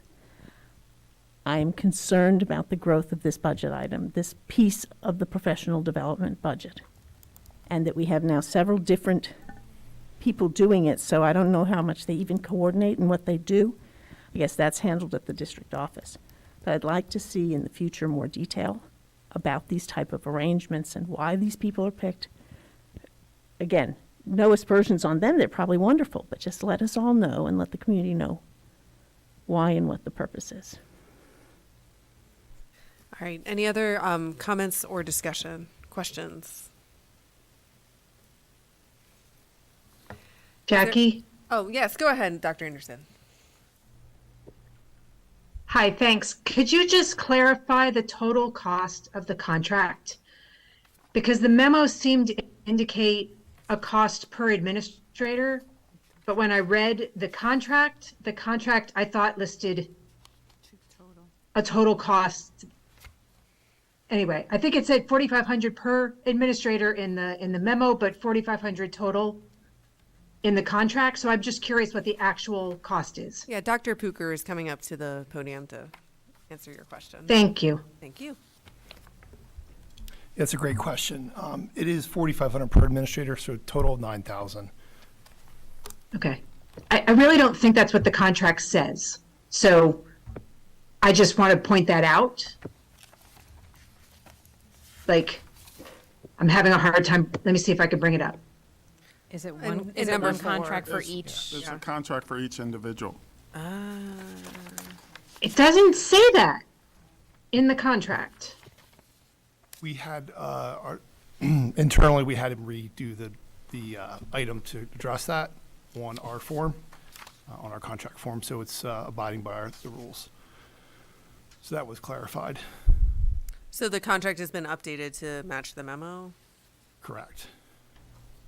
So it's different than the contract that's on board docs.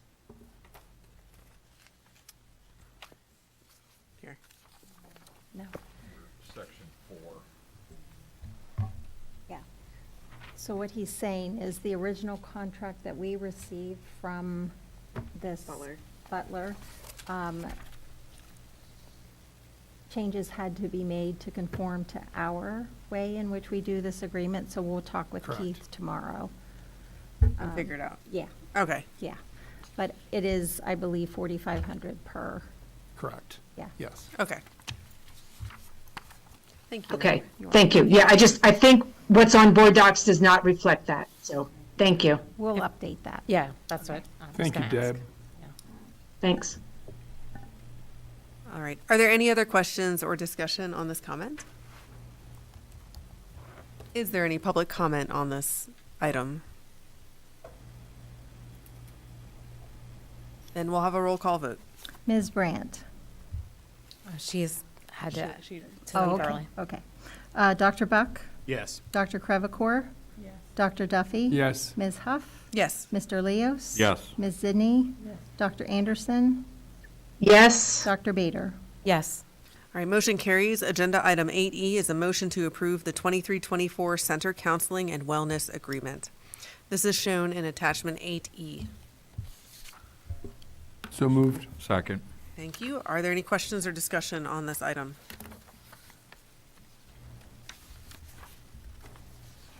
Is there any public comment on this item? Oh, did I move too fast? No, I'm just trying to get it back up here. Okay. I appreciated the explanation. I can't right now remember the explanation, but I appreciated that there was some explanation because I had brought up seeing new things coming in after we already had a report on wellness. So I just wanted to say thank you for that. All right. Added bit of explanation to it. Thank you. All right. One more time back to public comment. Is there any public comment on this item? Seeing none, we'll have a roll call vote. Dr. Buck? Yes. Dr. Crevecore? Yes. Dr. Duffy? Yes. Ms. Huff? Yes. Mr. Leos? Yes. Ms. Zidney? Yes. Dr. Anderson? yes, Dr. Bader? Yes. Motion carries. Agenda item 8F is a motion to approve two 23-24 athletic sponsorship agreements. This is shown in attachment 8F. Are there any questions or, oh, sorry. Could I get a motion for this item? Second. Thank you. Are there any questions or discussion on this item? Another thank you both for the effort and for the attached chart. Is there any public comment on this item?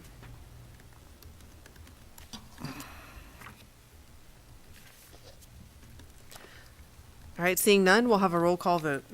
Dr. Crevecore? Yes. Dr. Duffy? Yes. Ms. Huff? Yes. Mr. Leos? Yes. Ms. Zidney? Yes. Dr. Anderson? yes, Dr. Bader? Yes. Dr. Buck? Yes.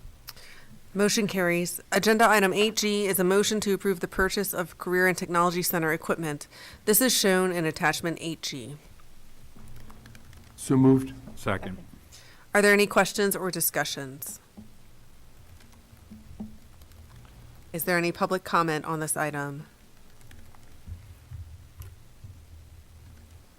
Seeing none, we'll have a roll call vote. Ms. Huff? Yes. Mr. Leos? Yes. Ms. Zidney? Yes. Dr. Anderson?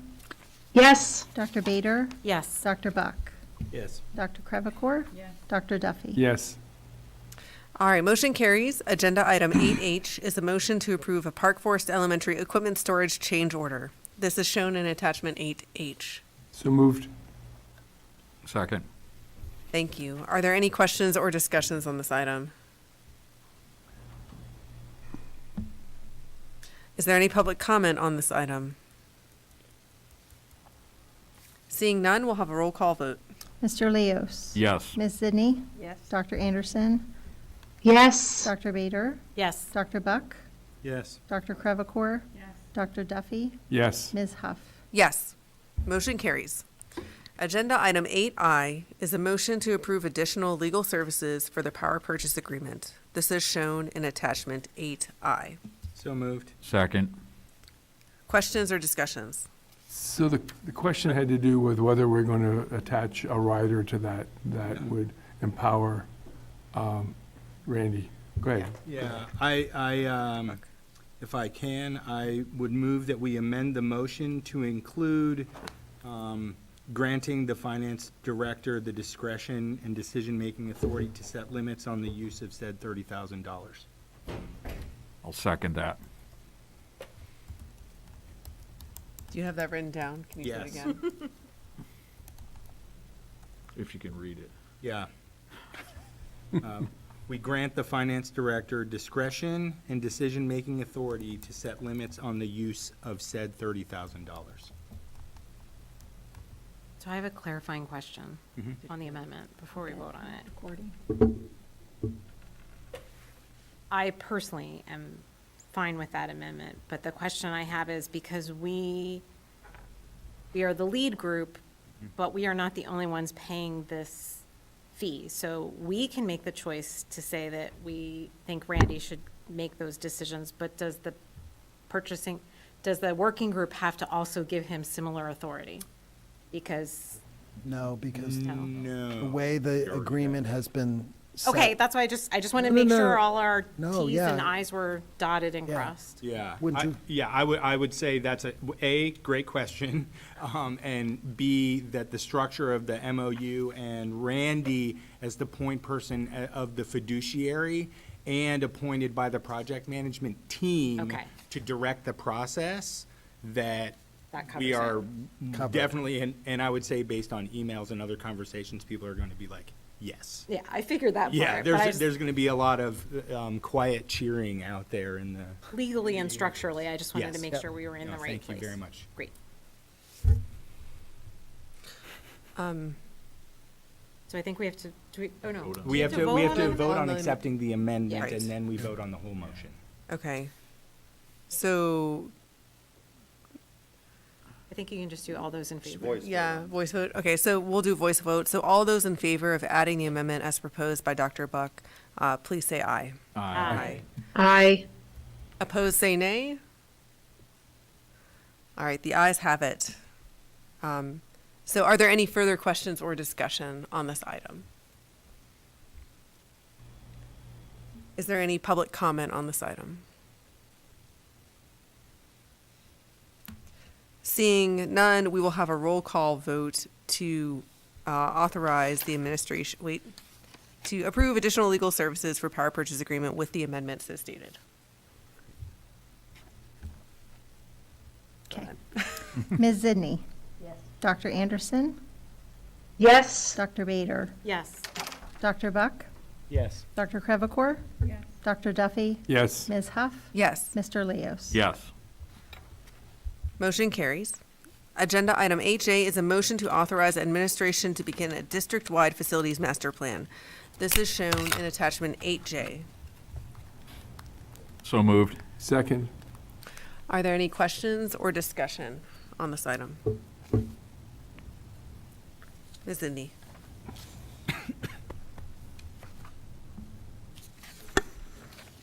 I think that the district is well overdue for a district-wide facilities master plan.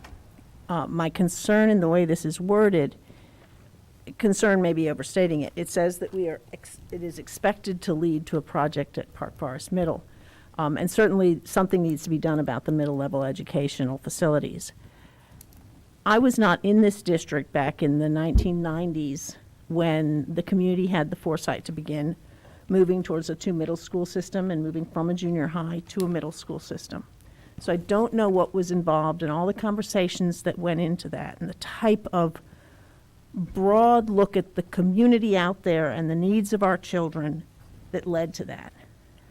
My concern with this plan is that it is time to look at those, to take a big picture, and I don't want it to be so limited that it is just looking at, we've got to fix Park Forest Middle. It may be that we need a third middle school. It may be that we need to change grade configurations. I don't know, and as I said, I was not here back in the 90s when that type of conversation was last had. But I think that is where we need to be thinking. We have already talked about a school that we built very recently needing more room because of the changing educational needs of our students, because there's more space needed of different kinds. And I want to be sure that as this plan gets underway, that is looked at in a broader way than just, let's get it done. And in particular, at the very end of the memo, it says that the administration will work with the architect to set up a plan for how to do it. I respectfully request that instead there be a committee that includes the board members, some citizens, our CAC for facilities, which was heavily involved in previous district-wide facility master plans and has sort of not been as active lately, and that those people work as opposed to just administration and the architect working to set up this plan. The way the motion is worded, I'm not sure what exactly we're saying yes to. If it's the idea that we need to get started thinking about how we're going to do a district-wide master plan, I'm all in. If it's that it's a very narrowly focused plan, contingent on working with a particular architect to get something done in the next 6 months that is very narrowly focused, then I have real concerns. Mr. Johnson, it's my assumption that there's going to be some level of committee that has a cross-section as well. That's part of the planning process. That was not detailed in the memo. Good question. I apologize, but that is our intention. Dr. Duffy. Actually, Peter was Oh, right ahead of me. okay, Dr. Buck. Yeah, I just want to say, I hear the concerns that Ms. Zidney has raised, and I just think, from my point of view, and I would hope that Randy would affirm some of this. I mean, you can confirm or, disavow whatever it is about what I'm about to say. But in facilities discussions that we've had, we have talked about the use of like the integrative design process as it relates to the entire facilities master plan. So if you think about the public input that went into the elementary schools and the high school, that kind of community input was really formative and necessary for buy-in from the community. Now, there is nothing that says that a facilities master plan has to meet LEED requirements, but in terms of the public input, that has been, am I correct, that is an essential part of whatever will happen. Yes? Correct. Okay. So I think we can be pretty sure that that will happen, and this board wouldn't let anything else happen anyway. Then the Facilities Citizens Advisory Committee has discussed this on a couple of occasions, and no discussion of this is ever without talking about Park Forest. Ever, ever, ever. They always come up together. And I'm thinking back even to some phone calls that I had with both Randy and Mr. Johnson in like April about this, where, yeah, we have to have these things are connected, but they also have to be separated from each other. So while one might be pushing the other, I don't think that they are causing a rush. And I would say from my point of view, I wanted the facilities, Brandy can tell you, I wanted the facilities master plan on an agenda in May. So I think that where where Ms. Zidney is worried that we're rushing, I think that we've been slow. And that's just a difference of perspective. And where we are now, I think it's okay. Then I think the other thing related to what has led up to this, and do we need a third middle school, and these sorts of things, the boundary study that we've been working on informs a lot of why we are here where we are right now. And this board has heard multiple very detailed reports, some of which Ms. Zidney just cited about. Even a new building needs, or a newer building is facing a threshold. So, I think that, I don't know what else we would really need, and I'm pretty confident in the process to date and the process going forward, at least from my position. And I understand that that is not where every board member is, and the change in committee structure makes a little bit of that communication maybe a little bit dampened from maybe what it was before. And the only thing that I would add is that just as I asked for an extra finance meeting, we may need to have extra facility committee meetings throughout this process as well. Yeah, I would agree. Thank you. Dr. Duffy. Yeah, I just want to echo what Rainey just shared and also what Peter just shared. And that is, I think we need to take, Peter, your experience, but we need to amplify it, multiply it through a committee of other representatives of the board and of the community. And to the extent that would be helpful, referring back to the research that Ms. Zidney has done and provided in terms of the past practices and activities on the part of the school board going back 15 or more years, as not necessarily as a roadmap, but as a point of reflection in terms of how we can best go about conducting this process. But I think where we want to get, it seems to me, is to have a group of people sufficiently representative of us and also of the community coming together with the same kind of convictions that you just described in terms of what your take has developed on this particular topic. Yeah, Ms. Huff, may I? I mean, I think that Dr. Duffy's and Ms. Zidney's points are really well taken. I certainly can't speak for Ms. Brandt, but I think that she would share that very much, that whatever the process is for input on any of these parameters, if it's the sustainability, sort of sustainability stuff, if it's security, if it's athletics. I mean, we have a very engaged citizenry. We have a very knowledgeable citizenry. Absolutely. We have parents who are very concerned about their children, who want to make sure that that the built environment is working for their kids. And I would imagine that any group that as many of the people who come to engage with this district remark about how engaged people are, and sometimes they might be like, oh my God, those people are so engaged, isn't it great? And then they're like, would you leave me alone? But I mean, we have to honor that about our community, and so I just want to affirm that I think that that's really the right direction. Thank you. Yeah. Yes, Ms. Zidney. Follow up to clarify, I understand we had a lot of community input on the elementary plan, and we should, and I'm not, we will do that type of thing. But there's a quantum difference between that, which was an update, and the plan said it was an update. And even the high school plan, though it was a somewhat broader plan, came off of the one that was done in 2008, 2009, that had huge numbers of meetings and lots of outreach to get people involved on a different level and style, even than the high school work and the elementary school work. So there's a difference between that update and the much bigger picture, and that's the piece that I hope that we will be, as a district, looking at in the coming months. And it may be that they spread off, that a piece breaks off to work specifically on the immediate needs, while also looking at the bigger challenges out. There's an acronym for it, the challenges that we face, the Like a swipe, SWOT. swope, SWAT, thank you. Those things.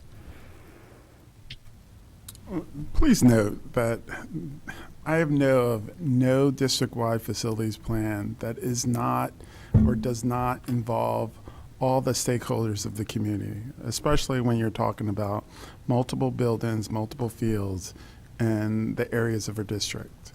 And this Crabtree has done this before and has the expertise in doing that, and I'm more than sure that they're going to have that process all nailed out and involved in our community. Yeah, I can't speak to how other organizations run it, but being that part of my entry into running for and joining the board came from some of the initial engagements over the high school project, and then seeing, which was Crabtree, and then seeing the engagement over the other projects that we did. It was I never encountered a community member that didn't speak really highly of the way those sessions were run, the way they felt their input was heard, and not only that their input was heard, but then when possible, implemented. I know, like, you know, our athletics design and the high school drastically was modified after community engagement issues over some of the resources there. So, yeah, I think the quality of that kind of process we know is, should we choose to hire them, will be, you know, excellent. Anyone else for info or discussion or questions?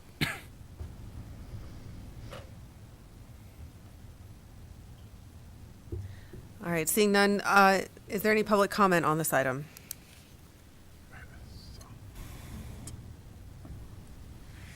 All right, we'll have a roll call vote. Dr. Anderson. Yes. Dr. Bader. Yes. Dr. Buck. Yes. Dr. Krevakor. Yes. Dr. Duffy. Yes. Ms. Huff. Yes. Mr. Leos. Yes. Ms. Sidney. Yes. Motion carries. Agenda item 8K is a motion to appoint Crabtree, Rohrbach, and Associates on the district-wide facilities master plan process. This is shown in attachment 8K. So moved. Second. Are there any questions or discussion on this item? Ms. Zidney. When we talked last, Sorry. okay. When we talked at our last meeting about this, I thought what we would be getting with this proposal tonight was an actual proposal. And there's not a proposal attached to this. There are some outlines, there are some things listed, and there's a price tag of almost $500,000. There's, when we did the elementary update, even though we were under a time pressure because we wanted to get in on the PlanCon queuing and the energy grants, there still was an actual proposal from Crabtree that we got to look at that listed who would be involved, showed some examples of their recent work and relevant planning activities, not just building activities, but specifically master planning activities and that type of thing. And that's not attached to this. And as I said, there are a whole lot of questions about how this would work. And I don't fault Crabtree at all. I mean, I think it's fine that Crabtree didn't put in a proposal because it's not their job to tell us that they want to give us a proposal. But as a board, it is our job to look out for the community and to ensure that we have a process that is transparent and fiscally prudent, and how we can award a $500,000 contract without having any assurance of that this is the proper amount for something like this, of what other things, and I sent you just a couple of examples of other places that do them. I just don't know how we can, in any good fiscal responsibility or transparency, do that.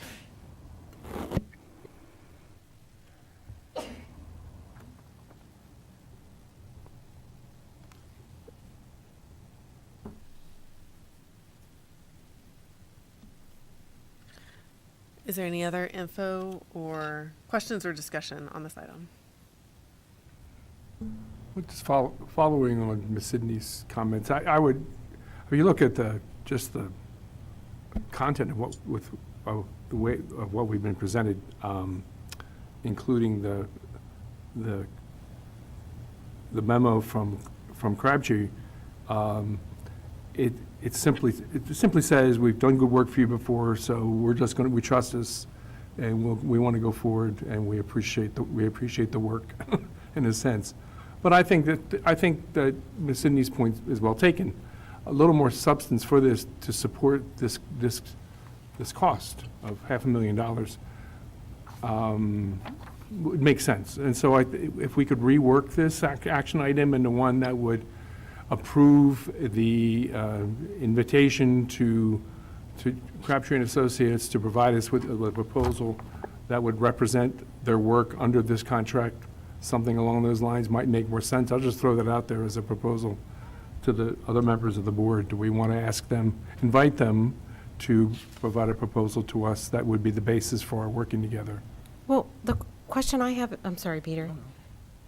My understanding, I thought when we discussed it before, that the request was for us to appoint them, but then a formal contract would come forward with cost, or am I misremembering? I'm trying to manage multiple balls. Totally. Understand that we've had a very long-term arrangement. Right. To me, page 9 of this memo is very similar to what was used for Mount Nittany Elementary School. And it is very meaningful to me. I compared a district, one of the, I'm not going to state the date, but one of the master plan processes that was done previously, it's about half what this project proposal is. However, it did not do, I believe, to the extent the athletic and playground work that what we're looking for in this proposal. It also did not include a schematic design for a building as such as this one does. So when I received this, I felt that given where we are as administration with our recommendation, and I'm happy to answer any other questions. Mike Fisher has worked with me on this as well, and actually felt that parts of this he felt were quite low. So, given the expectation. Quite low and means better than he expected. Correct. Not that they're underestimating. I just want to make sure. Low cost. I know what you meant, but I want it to be clear to the rest of the. You're fine, Amy. Yeah. You're fine. Low cost for the expectation of work. Yep. That Mr. Straub and Mr. Fisher and I have also come to understand of what would be expected. Gotcha. And Mr. Straub is, and Mr. Fisher are attending virtually this evening as well. I mean, go ahead, Peter, I'm sorry. I mean, I was, the way that I read the same page, right, is that really, that's a scope of work, and they're telling us now, do we know every piece of the process that they will engage in? No, but in our previous meeting, we did have a Gantt chart of what we thought that process would be. The details of that have to be worked out by the firm itself in consultation, going forward. I suppose that, if somebody wanted to be, I'm trying to look for a better word than control freak about the process. That's the one that's coming to mind. Yeah, overly particular about the detail of a timeline now, they could object to it. But, I look at this and I just think, okay, these are the things that they say they're going to do. We have every reason to believe, based on past experience, that they will fulfill those obligations. We know who the team is and have lots of experience with them, and can read about them even more if we want to online, should they bring new people in or subcontract any of this. So from my point of view, I think that the page 9, I guess, that Mr. Brown alluded to works for me for the scope of work. Mr. Leas. Yeah, and I think you brought up a couple important points of how it differs from like the previous ones, including the schematic design. I think that's majorly important, and I agree with you that does seem a little bit below our expectations for that type of thing. So, no, there's excellent points, and Thanks. you know. It's Well, not final design, it's schematic design. Right, no, exactly.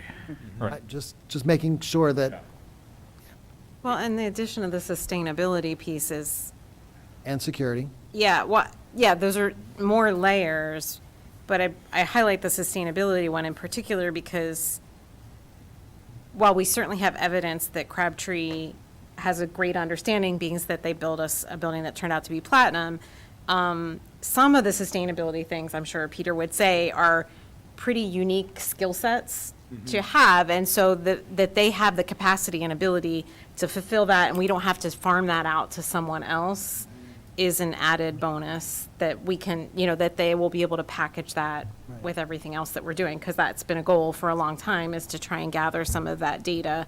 And while it may not fulfill all Peter's wish list, I'm sure it will give us a good foundation moving forward. Mm-hmm. I'm glad that, the greenhouse gas inventory is an example of that, right? I'm thinking back to, a year and a half ago on the board and a year ago on the board, and we were like, okay, well, how might we get it done, and here we have an opportunity where we're able to fold a number of things that were previously kind of disparate acts, so how do we plan for an electric bus fleet? That on its own could be very costly. Folded into this, there are some efficiencies that we're able to do that otherwise are like more time. It's another thing for, Randy or whoever, Mr. Swager to manage, and this brings them together. I find that very helpful. Ms. Zidney. I just wanted to check, per the memo that I sent this afternoon with Dr. Etter about our policy on bidding, and whether your feeling is that this is within what's expected from that policy. Let's see, what were the wording? It's the policy of the board to obtain competitive bids for products and services where such bids, and then are either legally required, which I don't believe it is, or may be believed to bring about a cost saving to the school district. Is your feeling that, given that our experience, this would fit within that? You've been on the board long enough to hear me talk about and give my opinions about policies. There certainly are policies that we're required by law to follow, budget development, things like that. There are other policies that are discretionary in some respects. Certainly with respect to a professional service, which any employment of an architect or an engineer or an attorney is professional in nature. So we're not required to get bids, and we are not required to take the lowest bid if we do decide to get bids. You have heard me say that if we have a policy, obviously if it's parroting the law, we need to follow the policy without exception. If it's discretionary, as this one is, I don't think you absolutely have to follow the policy. My typical phrase is that you should have a good reason for not following the policy or departing from the policy. Obviously, I haven't been at the facilities meetings, but I've been to all of the more recent board meetings where we've talked about this, and I don't need to re-articulate what the administration and what some board members have said about the rationale and the reasoning behind choosing to go forward with Crabtree. And certainly I was present, I think, at the last meeting where I think 5, if I'm not mistaken, expressed interest in going forward without a bidding process, and 3 expressed willingness to go forward without it, although their preference would have been without a majority saying otherwise. And I think you were the only other person, and you were opposed to that. That's my recollection. It might not be exactly correct. But in this case, I think that it is the policy, and I think the district generally follows that policy. They have articulated a reason, the administration has, and the committee leadership have articulated the reasoning behind not following it to a T this time. So I think they're doing what the district or the board, if it goes forward tonight, would be acting reasonably, even though it's not in strict compliance with the policy. Well, and it is, as you said, a discretionary policy. I just wanted to check over that we're in agreement that it's not a legally required thing. It is a discretionary. Thank you. We are. All right, thank you, Mr. Etter. Is there any other question or discussion on this item? Is there any public comment on this item? We'll have a roll call vote. Dr. Bader. Yes. Dr. Buck. Yes. Dr. Crevecore. Yes. Dr. Duffy. Yes. Ms. Huff. Yes. Mr. Leos. Yes. Ms. Sidney. No. Dr. Anderson. Yes. All right. Motion carries. Thank you. Looking forward to future meetings. We have a regular board meeting next Monday on September 18th, 2023 at 7 p.m. here in the Panorama Village Administration Center boardroom. And then the following day on September 19th, 2023, there will be a policy development committee at 1:30 p.m. here in the Panorama Village Administration Center boardroom. I would now like to call for a motion to adjourn the meeting. So moved. Second. All in favor of adjourning, say aye. Aye. Opposed? Aye. Oh. Thank you, Dr. Anderson. Okay. And, oh, wait, hold on, yeah. Oh, someone has a hand up. Aaron Miller, Aaron. He put it down. I think it was just a snap. He was voting to adjourn. He was voting to adjourn as well. Okay, thank you, everyone. The meeting is adjourned.